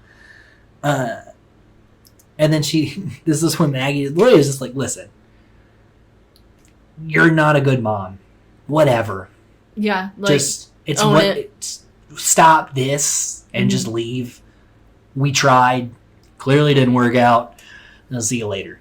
Which is like the most honest she's been in this whole movie so far. And then her mom's like, well, I tried not to make this toxic. Yeah. And it's like, okay. You can leave now.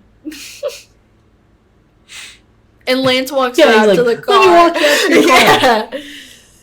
He's just constantly the buffer between Maggie and the world.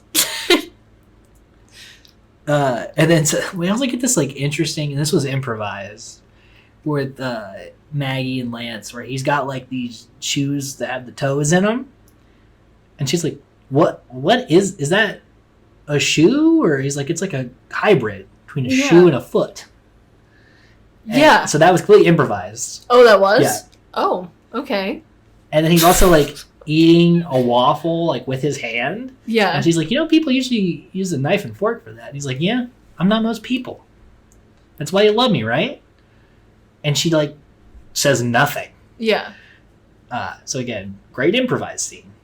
I will say, I did find this interesting that I'm not sure if, once again, if this was done on purpose or if it just happens like this, but right after Maggie meets her mother for the first time and however long, she goes and takes birth control. And so I always, when I was watching this movie, because I think every time she like has like a bad interaction with like parenting or children, she's like, gotta get that birth control. Yeah. I think that is one of the main things. I think she's afraid of not being a good. I mean, she literally asks Milo later on, but like, because that's the next scene. Yeah. Here is that she asks Milo like, "Do you think it'd be a good mom?" And again, this is, most people do this as to be like, "Please tell me what I want to hear you say," and Milo doesn't do that. Yeah, he's like, "I think you'd be attentive." Yeah. High strung, a bit annoying, overbearing. I am so sorry that we're here right now talking about this. Yeah. And she's like, "I feel worse now." And he's like, "I don't know what you want me to say. I'm just being honest with you." Yeah. Because neither of them had a good mom. Their dad killed himself when they were young. Yeah. They don't have positive adult role models. How the hell are they? When you raise a kid, you reflect on how you were raised and tweak it. If you were not raised, yeah, there's nothing to go off of. Yeah, you're in the Wild West. Yeah, there's a tumbleweed where rolls by. That's the kid. It's like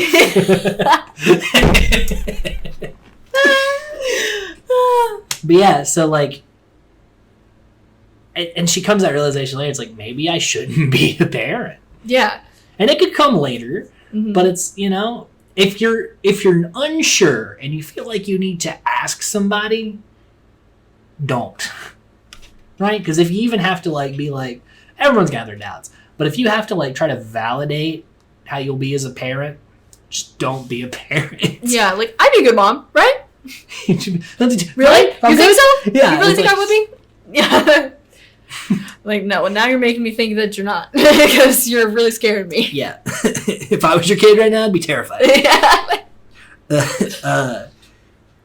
So yeah, and then they talk about their dad offing himself. Mm-hmm. And kind of start, like, they've slowly kind of been coming together at this point, but they haven't like really bonded out. But like, I think especially with their mom, it was their, who else are they going to talk to about it but each other? Yeah, so nobody else has she can't talk to Lance about it. Yeah, they can't talk to their dad about it. They're the only ones that know what she's like. So therefore they have to come together. Yeah. And kind of share this feeling. Milo and Rich then start talking about Moby Dick, because apparently that was just like, he was an English teacher. I guess that's, I never read Moby Dick in school. I think it's really symbolic for the movie. Okay. Do you know what it's about? Well, I know what Moby Dick is about. Yeah. But I mean, like, go into this analogy. I was like, is this okay. So, Moby Dick, well, I think the whole thing in itself, the whole movie is about how they can't catch this whale. He's supposed to be very, like, impossible to achieve, which the teacher is to Milo. Okay. The whale is to the fisherman what the teacher is to Milo. Still trying to reconnect with Rich is like him still chasing this whale, essentially? Well, because that's like all of what Moby Dick is about. Right, yeah. Because he's a very, like, they want to catch this whale, but they can't. And he's very, like, enigmatic. Right. And that's kind of what Rich is to Milo. I never thought about it like that. Okay. And that wasn't in the commentary. About that? Okay. But I like that. Okay, I don't think that's, like, confirmed. I think I'm just thinking too far into it. Maggie also hooks up with Scuba Guy at this point. This was also a realistic sex scene. A lot of times sex scenes in movies are either like over exaggerated to be romantic or just like they're cinematic yes. and like This aesthetic. one felt very just like yeah, that's how that would go down. Yeah, like that's I could believe that. Mm-hmm. A bathroom. Yeah. And yeah, that was an interesting part of it. Mm-hmm. And then in the commentary, Kristen Wiig said, and it was like the scene right before when it was starting to end. She's like, "This is where I told my dad to go to the bathroom." Oh, okay. So he couldn't see her sex scene. That was really funny. Then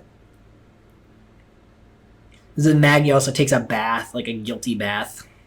Water again. I'm telling you, I put this in my notes, and I think I'm thinking too far into it. And Lance is like outside the door, being like, "Hey, we're out of pizza pockets. Can you pick some up?" I like that he asks if they have them. Yeah. Like, go look. Are they there? Then no.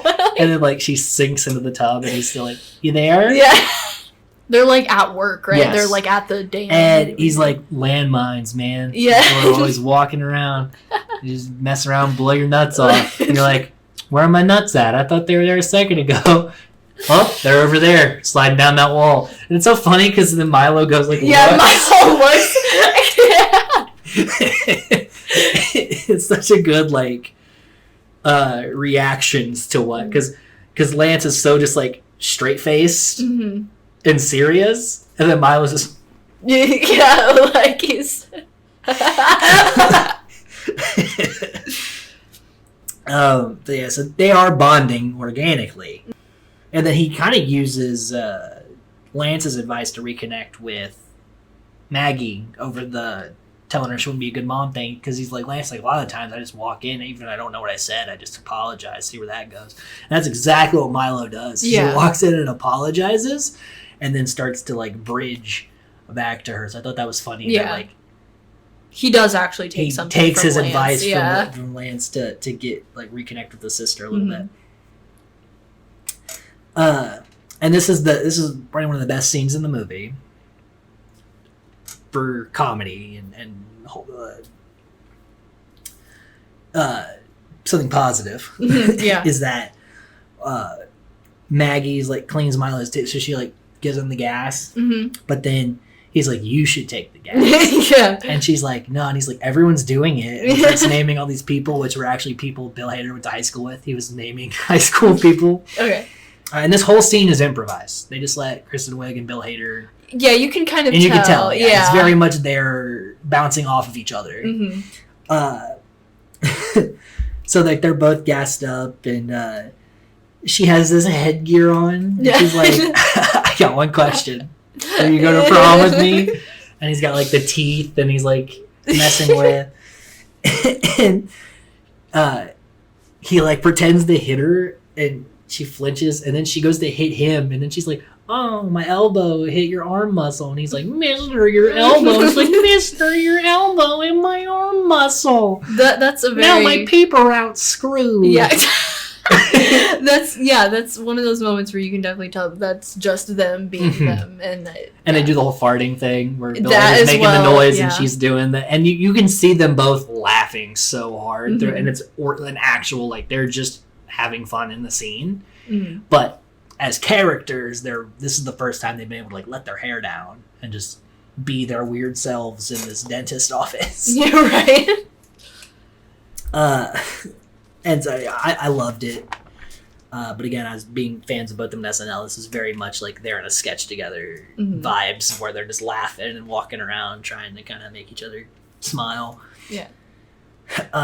Then they start telling each other secrets, where Milo talks about going down on a girl in LA. Yeah. And he makes the whole out to sea reference. It's very funny. And then Maggie tells him about the birth control and the cheating. So he has like a funny anecdote secret. And she like drops all of the stuff on him. Yeah. I like that he's like, "I told you a secret, now you have to tell me one." Like, that's such a, like, me and my friends have done that before. But then it's like, "Oh, you want me to tell you a secret? Live with this." Yeah, like, I'm gonna alter the course of your life. And then she talks about like, Lance is great, but like, and he's like, "But it's not for you." Yeah, no, he's very understanding Yeah. of the whole thing. And she's like, but how do I say that? And he's like, you just do? You just And then do she's it. like, that would be ideal. But again, it's that thing of like, you should do it, but it's somehow easier to not, even Right. though it makes things so much worse. And at this point, she doesn't know that he doesn't know that she's also still cheating, Yeah. which complicates things a little bit. She calls herself a whore, and he's like, you are not a whore, you're a restless housewife with whore-like tendencies. Yeah. Which is such a funny way to put it. And he goes, let's talk about it downstairs. And they both like sink to the floor. And then as they're going like falling down, he's like, man, this was a bad idea. My back hurts. And then so Milo rushes to meet Rich, says he has an agent. Mm-hmm. And you tell Rich kind of uses him here to be like, Oh, for sure. yeah, Because later on he gives him the script. yes. So, Like later in this evening. yeah. So it's almost like he wasn't going to give in to Milo at all until he was like, I can give him a screenplay. Yeah, no, I mean, he wasn't willing to reconnect with Milo until he realized that he could get something from him, which is overall just a very predatory thing to do, which we already know he is. That's valid. So, in character. Yeah. Rich is being horrible as Like he does. talks about like giving him the copper whale, and Milo's like this, and, like carries it around. Moby Dick, that's the thing, is he's constantly carrying around Chasing the whale. something that he can't have. Mm-hmm. I didn't say you were wrong. That's why you keep me here. Hostage. That's why you bring me around. Yep. I'm just trying to convince myself that I have something of value here.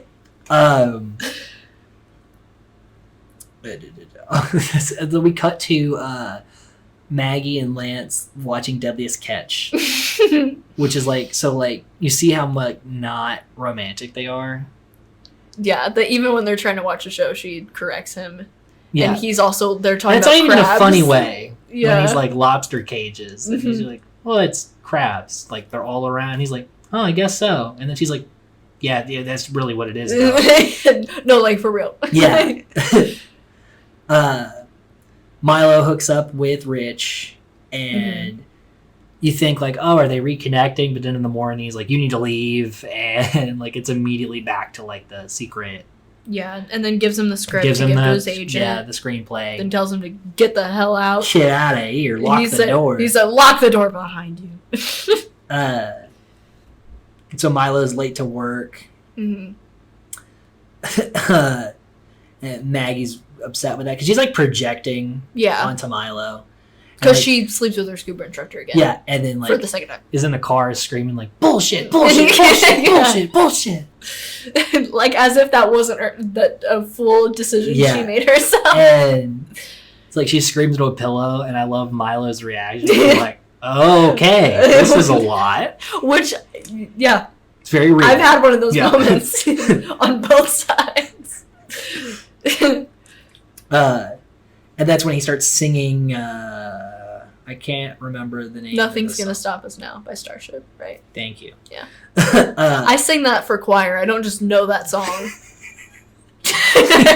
see your face. You even had like the by Starship. I had to sing it for choir. I was like, why? She's a fan. What can I say? I'm a Starship fan. Name one of their songs. Oh yeah, you're a Starship fan? Name 5 of their songs besides Nothing's Gonna Stop Us Now. Just name one of them. You can't. They only made the one song. Yeah. So, and they have this like very like at first it's just him like lip syncing and dancing, but I love that Lance pops up, doesn't join in, But he's watching like, he's watching- he's good, and right? he looks at her, he's like, come on, get Yeah. in it. I love that. And then she does start to. It's like she's like reluctant even when she's doing it. She's like mouthing it. She's like, all right, I'm gonna do it a little bit, and then Yeah. they slowly like build. Beautiful scene. I love that song choice Yes. just because of the symbolic Of them it. staying together no matter Yeah, what. yeah. Yeah. And then everything comes crashing down. It's ironic because they're like, nothing's gonna stop us now, and like the next scene, Everything happens at one everything time. happens. Yeah. Milo, then we see he's like a lot better at cleaning the brush out now. Like he actually has like long sleeves. Yeah, and he's learning. I love like the 80s like action sequence of him like picking up, and it's like literally the lightest sticks. Yeah, but it's mostly leaves.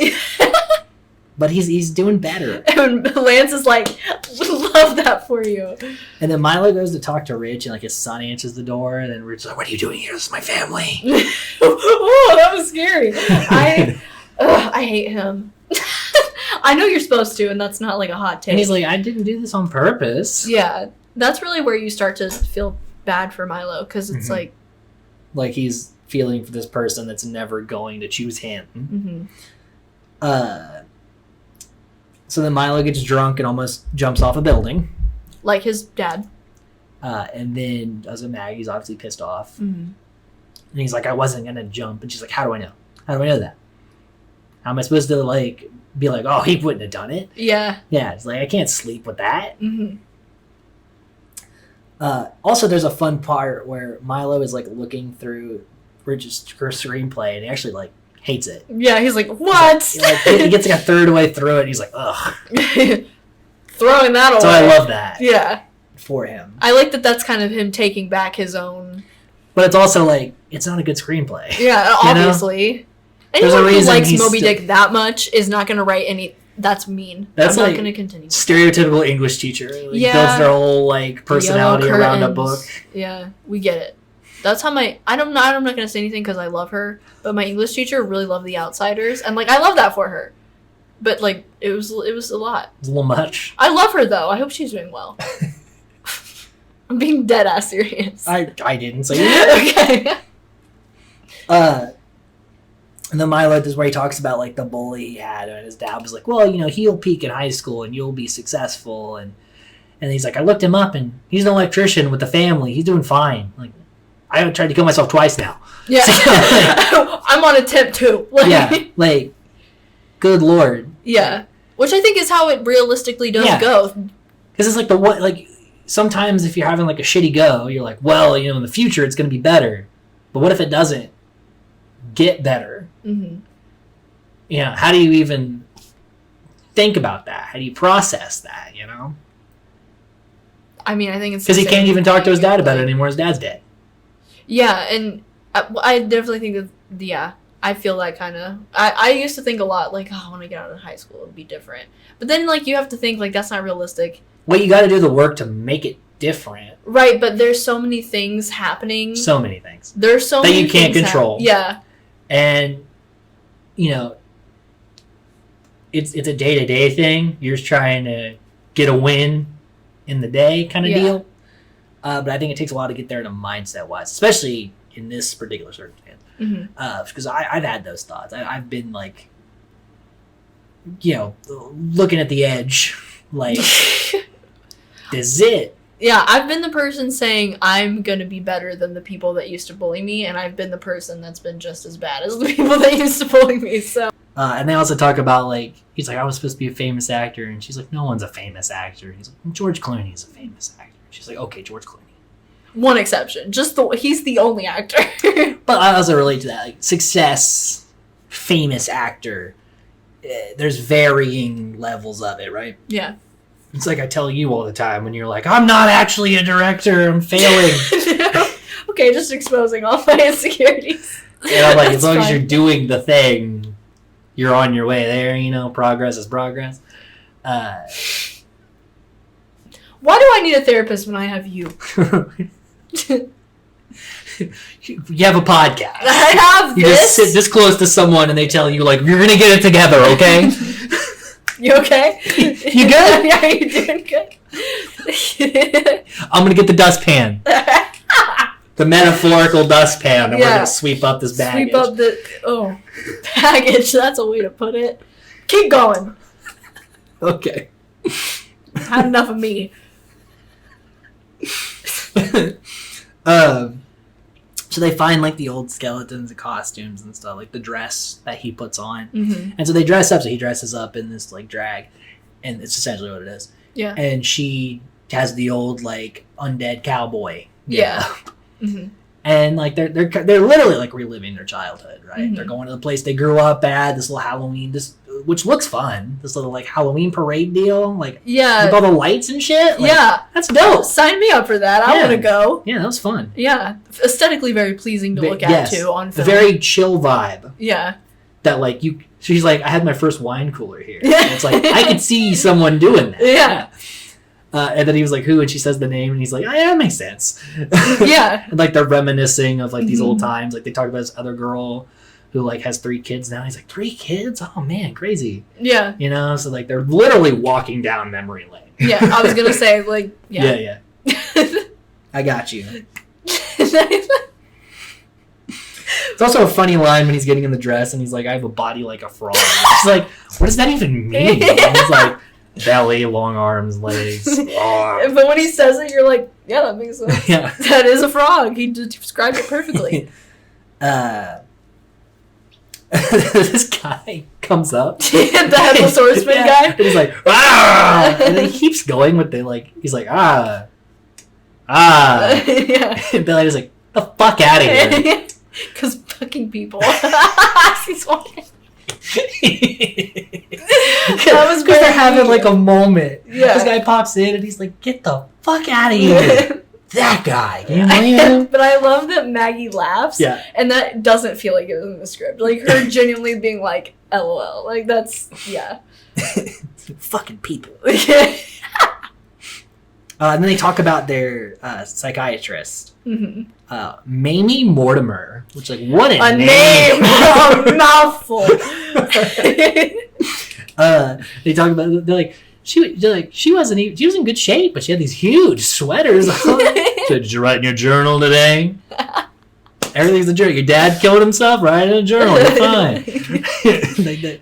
Their banter about their trauma is very endearing. Yeah, it makes them feel real. Yes. That's what I love about this. There's no part of the movie where they say something that takes you out of Right. it and you think this isn't real. These are two people. It's very realistic. Yeah. Yeah. Then they actually have matching tattoos, which is like a fun thing that like is only about this one time. Like you never would know. Then they dance to this. This is the song that the director wanted in the movie. Okay.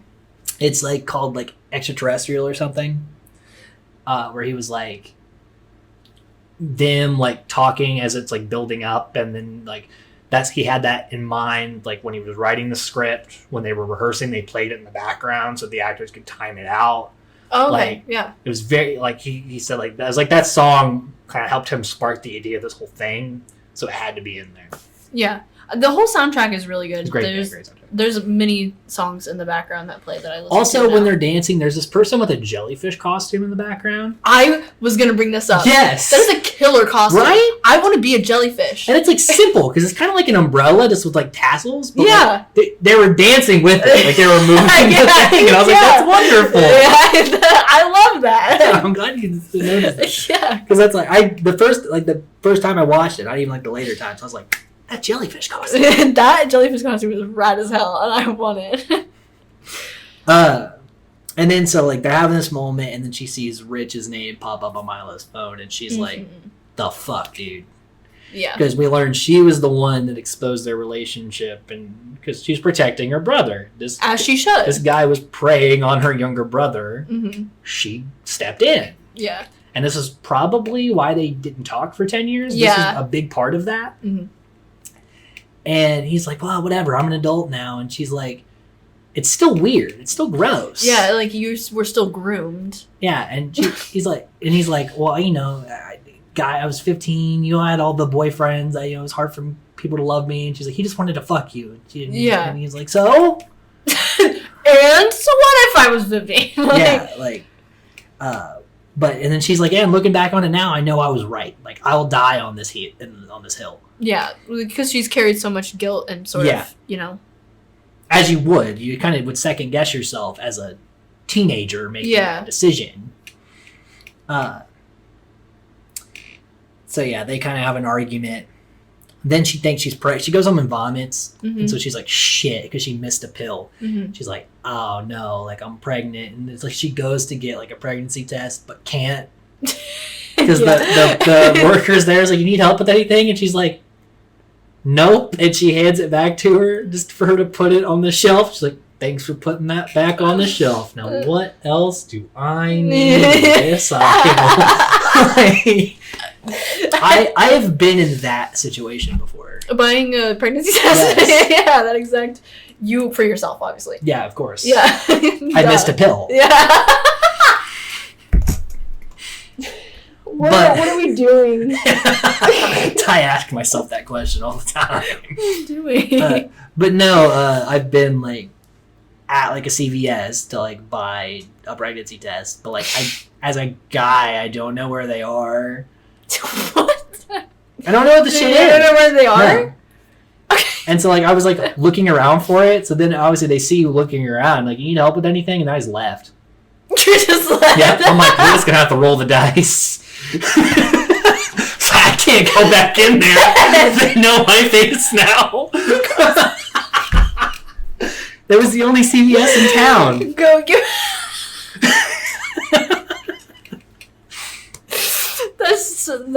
That's social anxiety and just one scene is just being like, I'm gonna leave. Yeah, no, literally, because it was like someone I went to high school with who worked. Oh, that's even worse. Yeah. Or Melody Canada. A full government name once again. Okay. It's not the American government. Yeah. What? Their last name's Canada. Stupid. It is stupid. Cut that out. But it went right over your head. Because it was below me. But yeah, so like she came, she's like, you know anything, Ben? I'm like, nope. That's what I do whenever I try to get gas. And you know when you like prepay at the pump? And sometimes it doesn't work and it's like, please see cashier. And you're like, I'm going to another gas station. What I'm going to do is I'm going to get in the car. I'm going to turn my ass around. I'm going to go to a different gas station until I find one that says that I can pay right here. Because I'm not going to go in there and say, something's wrong with your pump. That's just a humiliating I need gas. Oh, I need gas. Oh, what? Shut up. Like... It was mine that like, leave. You don't get any gas. That's in my mind what's going to happen. You loser. Yeah. We slashed your tires. You're not going anywhere. Walk home. So this is when Milo gets the boys day. Mm-hmm. He's like, dude's day. And he's like, I think your dude's day and my dude's day is a little different. But he takes him rock climbing. I forgot about the scene from when I watched it 400 billion times in 2020 because I did take about a year break where I did not watch this movie. 2021 was not a skeleton twins. 2021 was not a skeleton twins year. 2022 and 2023 were very much work. Okay, so you took a year off. But rewatching it, I watched it today and I watched it a couple days ago. I completely forgot about the scene for some reason. Love it every time. I think it needs to be talked about more. Well, and it's funny because Luke Wilson and Bill Hader were not in the same room when they shot this scene because Bill Hader at lunch before they shot this scene had eaten peanut butter and he's allergic to peanut butter. Oh yeah. So like he walked into the set and he's like, I think I ate some peanut butter, and the director literally doesn't miss a beat and goes, oh, I think you should go to the hospital. And so he had to go to the hospital and miss that. So yeah. Once they wrapped, they went back and reshot Bill Hader on the rock climbing wall, but Luke Wilson is just by himself.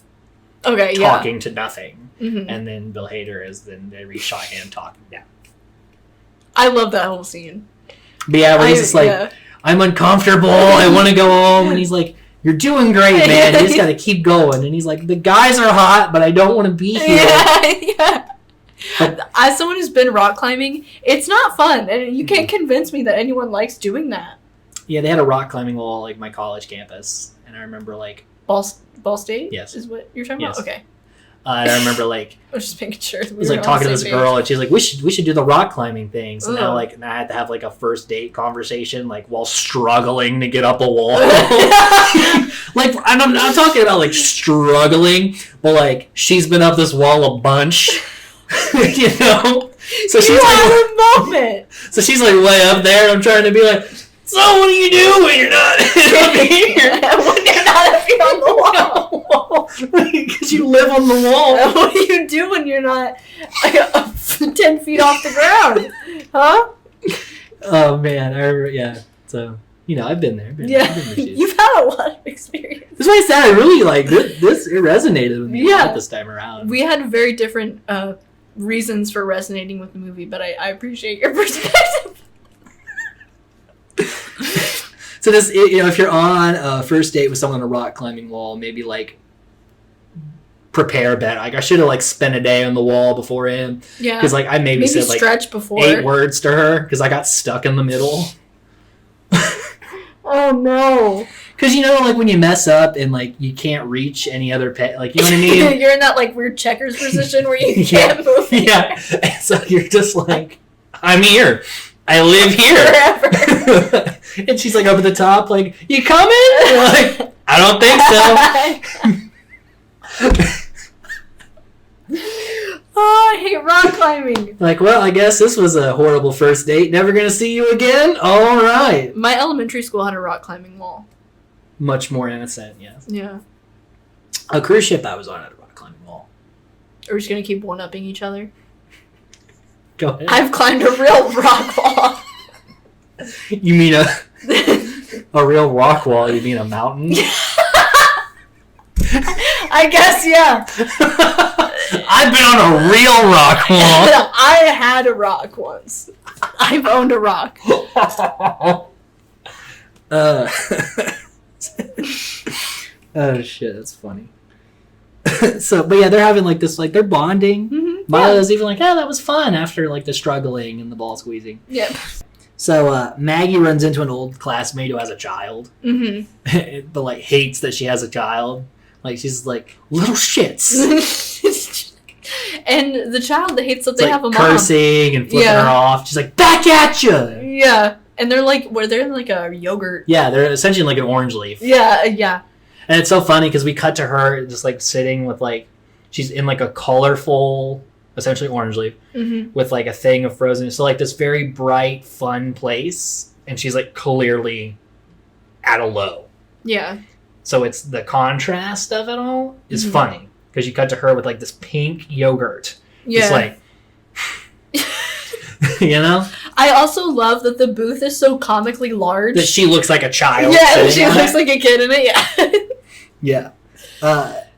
And so the girl sits down to be like, oh, yeah, like she can't not talk about kids because when you have kids, you don't know any other conversation because you've done nothing else. But raise children, yeah. So it's like, you have kids? Nope. Thinking about having kids? Have you ever met a kid? Were you ever, did you, I was a kid once. But then she starts her period. And then so she's like relieved. She's like, oh, don't have to have this conversation. Yeah.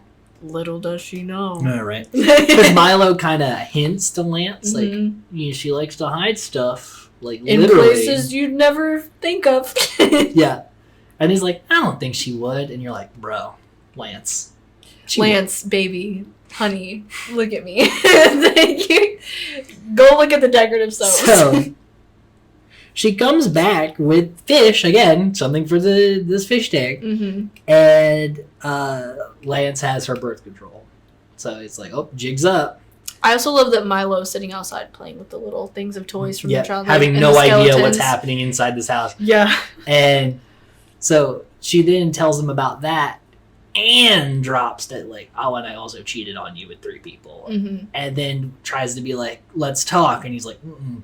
And he leaves. Good for him. And we never see Lance again. Yeah, no, he deserves better. And then so she confronts Milo. It's like, what the fuck? You're meddling in my... This is one of my favorite scenes. Okay, go. Lead it. lead us in here. Okay, so this scene had me shaken and quaking. I don't know why I just said that. This scene had me shocked when I first watched it. Okay. I'm gonna stick with that. Good, simple, solid word. And I love the dialogue so much. I did read an interview with the director. I'm assuming he talked about it in the commentary about writing that scene.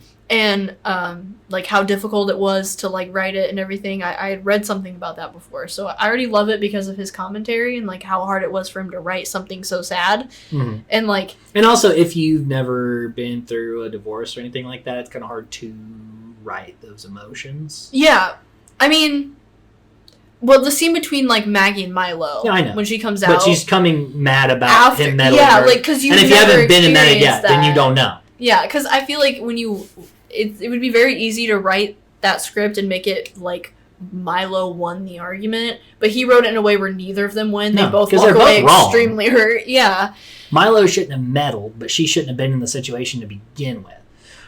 Right. Because what he brings up is like, well, you meddled in my thing, so that's what we do. Like, you got in the thing for me, so I'm doing the same thing for you. And she's like, this is a marriage, though. And he's like, it wasn't, though. She takes it as revenge, where he sees it as, this is what siblings do. Yeah, like, I understand why you didn't, so now I'm doing that thing for you. Yeah. And also, he cares about Lance now a little bit and didn't want him to keep going through this. Right. Just that whole back and forth exchange is... Mm-hmm. Just so great, because I don't know once again if they talked about this in the commentary, but the ending where Milo walks off was not in the script. Bill Hader was just like, I'm gonna leave now, and just like did that. So like great because he's supposed to turn around and say, I'm sorry this didn't work out, and then continue walking, and he just like didn't say any of the lines and just walked, and they just kept it in. Because less is more. Yeah. That's what the name of the podcast should be. And then she comes in and the fish are dead. And this made me think of you. Just because, like, this is you panic. Of, like, she's like, the fish are clearly dead. And she's, like, pouring water into the tank and, like, shaking it. And, like, come on, don't do this to me. I can't live with this, too. And then Milo also breaks it off with Rich. Who like, tries to, like, kiss him. And he's like, I'm not here for... we're not keeping this thing going. Good, yeah. The whale can go out to sea. The whale's dead. It's beached. Beach. I'm a frog, you're a whale. This was never gonna work out. So they kind of do what they need to do. And it's funny because before he left, he's like, you still going to give that screenplay to your agent? Ugh, I hate him so much. Not knowing that there is no agent. So Milo just goes, yep. Yeah. Because like, he's never going to have to... say anything? Yeah, he's never going to give it to his agent. Even if he had an agent to give it to, they wouldn't like it. Yeah, so it doesn't matter. Yeah, so I just love that. It's kind of like a fuck you. Yeah. Like, sure, I'll do that. But just for him. Yeah, because only he knows. Yeah. So Maggie leaves a suicide message on his phone. It all comes full circle. Go ahead, lead in. Oh, really? Go ahead, take the reins here. This is my your podcast now. She... decides after she tells Milo to cut deeper that I forgot about that line. That's like the most memorable part of the movie is their little fight. Yeah, but you should have cut deeper. It's just like, ooh. Yeah. Ooh. So after that, he's like, they're trying to break stuff off with Rich because whatever. And then she's like, okay, that was too far. Maybe I should kill myself. Right? So she goes to the pool. With water, which is like drowning yourself is one of the worst ways to do it. Which I think this all goes back to the fact that Maggie has a lot of like internal hatred that she's like not a faithful partner. She doesn't think she's going to So she's like, I deserve to suffer when I deserve, yeah. I deserve to suffer when Whereas, I die. like, and I deserve to die in the place where I met the person I cheated on. Okay. Okay, all right. You're right? Yeah, all right. So, I like that they did that. I mean, it's sad, but I like that the way that it happened. And her voicemail mimics his suicide note. So he knows like, okay. Oh, yeah. But he even knows like where to go. Yeah, which I love that you see a lot that they are very much siblings just because their sense of humor. But also they understand each other on a deep rooted level because they literally grew up together. Yeah, like he knows that she feels guilty about cheating with the He knows her whole mindset, instructor. How she worked it out. Yeah. So he knows where to go. Yeah. So then like But I also love that the scene is set up exactly like how when the scuba diver jumped in to save her. He does, yeah. Because you even hear the same like breaking of the surface on top and him go down. You know what I mean? Yeah. Like they mimicked the scene, but it meant two completely different tones. Yeah. And then just once again the water. Yeah. It's the same thing as the little skeleton floating to the bottom of the pool. And then we end with them. They live together now. Yeah. and they're doing their own things. They have an aquarium. They have an Milo gets his aquarium, fish. All water all the time. Salt life. But Kill yeah, me. so it Please kind of kill ends me. with like, it's not a stereotypical like happy ending. Yeah. But they got what they need. Yeah. I feel like a lot of times movies specifically, like, there's this Hollywood thing where everything has to have a happy ending and you need to get what you lost. But a lot of the times back. it's better to have the realistic end. This is how life could play out. Mm-hmm. So there's almost a comfort in like they got something out of it. They're not, they didn't kill themselves. Yeah. You know, they're sometimes that's all you need to do. Yeah. Is just get through the day. Exactly. And that's it. Which they both did. And they grew. So that's a happy ending. But you know, because it's not always clean cut. Mm-hmm. I mean, she doesn't get Lance back. He doesn't get Rich back. Neither of them have. They don't end up with any romantic partners. Yeah. See, they're just growing as people together because they're siblings. They need each other. Yeah. Like the song said. Together, nothing's gonna stop them. Now. Okay, so I'll do a quick little trivia and we'll try to kind of wrap this puppy up and take this puppy Trivia out. time. This is my favorite part. And there's not much because we already talked about a lot of it. Okay. Hit me with it. The girl who played young Kristen Wiig also played a younger version of a character Kristen Wiig played in another movie. So she's had 2 credits playing a younger version of Kristen Wiig. What was the other movie? Do you know? It was called Girl Most Likely from 2012. So it was before this. If my trivia isn't on here, I'm going to add that. But keep going. There was a Rich and Milo makeout scene that was cut. I do know about that. Because it kind of sends a mixed message. Yeah, it doesn't make any sense. Yeah, so I talked about all the rest of the stuff that I had here, I think. This is dumb, but Go ahead. Kristen Wiig plays... I just realized this. So have you ever seen the movie Whip It? No. You haven't? No. Bro. Okay. You gotta watch Whip It. It's on HBO. You mean Max? All right, that's it. That's the end of this. Turn it off. Kristen Wiig played another character named Maggie around the same time as this. And Bill Hader's real life wife is named Maggie. Oh, yeah, that's right. But they are divorced now. Yeah. But they have 3 daughters. Yeah. That was in the trivia. I just didn't write it down. Oh. But yeah. I was like, you really do be knowing about Bill Hader, huh? I mean, he's one of my favorite actors of all time. He said he has 3 daughters. Born. Guess you could say I was on a little bit of a Bill Hader kick. I wasn't on a Bill Hader kick. I just watched 9 of his projects in a row.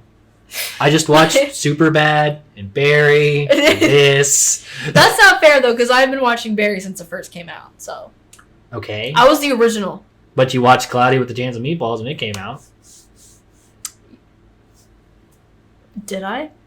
You have no proof that I did. You did. I did. She's not a good liar. I did watch it. I said, Bill Hader, sign me up. I was 9.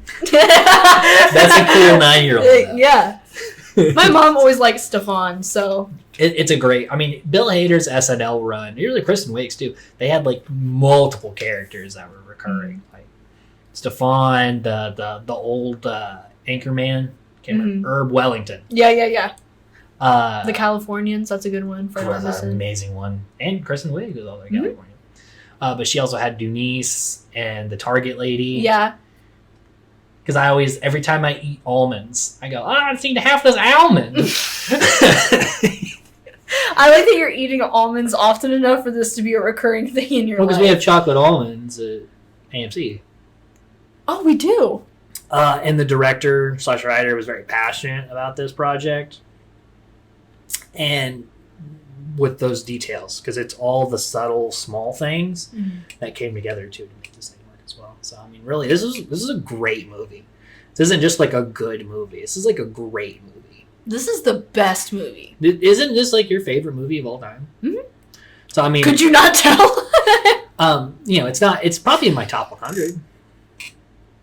Okay, you can say that, but like you've seen a lot of movies. For me, this and is if like, it makes the top 100, that's a big, the best one. That's big. Yeah, for me, it's like this is just the only one. This is the only movie that matters to me besides like Scream and like. You're like Kelly. You've only seen like one movie. Lightyear's great. That's my favorite movie. It's the only one I've ever seen. What is film? What is these talking pictures? The pictures. The moving pictures. I don't know. I was trying to do Why did you start doing like a New Yorker? It's like the pictures, the moving pictures. Like, you did a character there. I don't know who that was. That wasn't Kelly. That's deep in. You're saying Kelly isn't a New Yorker me from and the the boys. 40s? We're going to the movies. Me, Tony. Me, Tony. Francis. Mario. Luigi. You were stuck. Guido. Like, me, Tony. That's it. Just the two of us. There's only two. But yeah, that just came out of you. Yeah, it did. It happens naturally. I don't know. Jeez. In another life, you were a New York 40s male. Yeah, I was a mob boss in my past life. These pictures are moving. What's going on? You're like, that's not Kelly. It's like, you don't say. I was trying to make Kelly sound like an old person, like picture show, but for some reason it came out.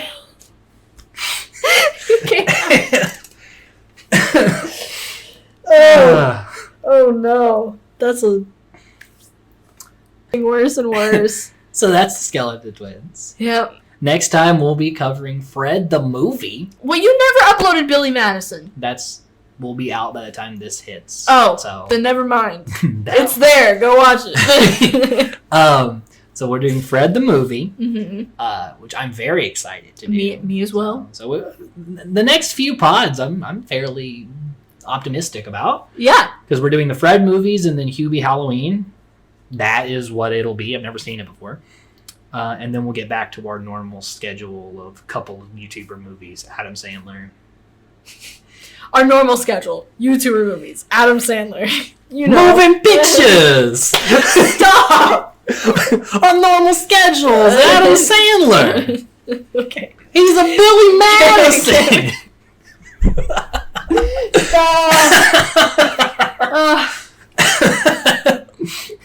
Why does that come out of you? I don't. You're like genuinely concerned. Are you okay? You alright? I've just always wanted to be a New York 40s male. I just think that goes to the movies sporadically. Yeah. Is new on the scene. With Tony. With my best friend Tony. And sometimes Francis. I mean Mario and Luigi. Guido. Man, Long Island, Manhattan. Yeah. We're all going. There you go. Olivia's Lens on YouTube. Sure, yep. That's the account. I don't know. And this is the podcast. And we'll see you later. And That's we're like done. a normal outro.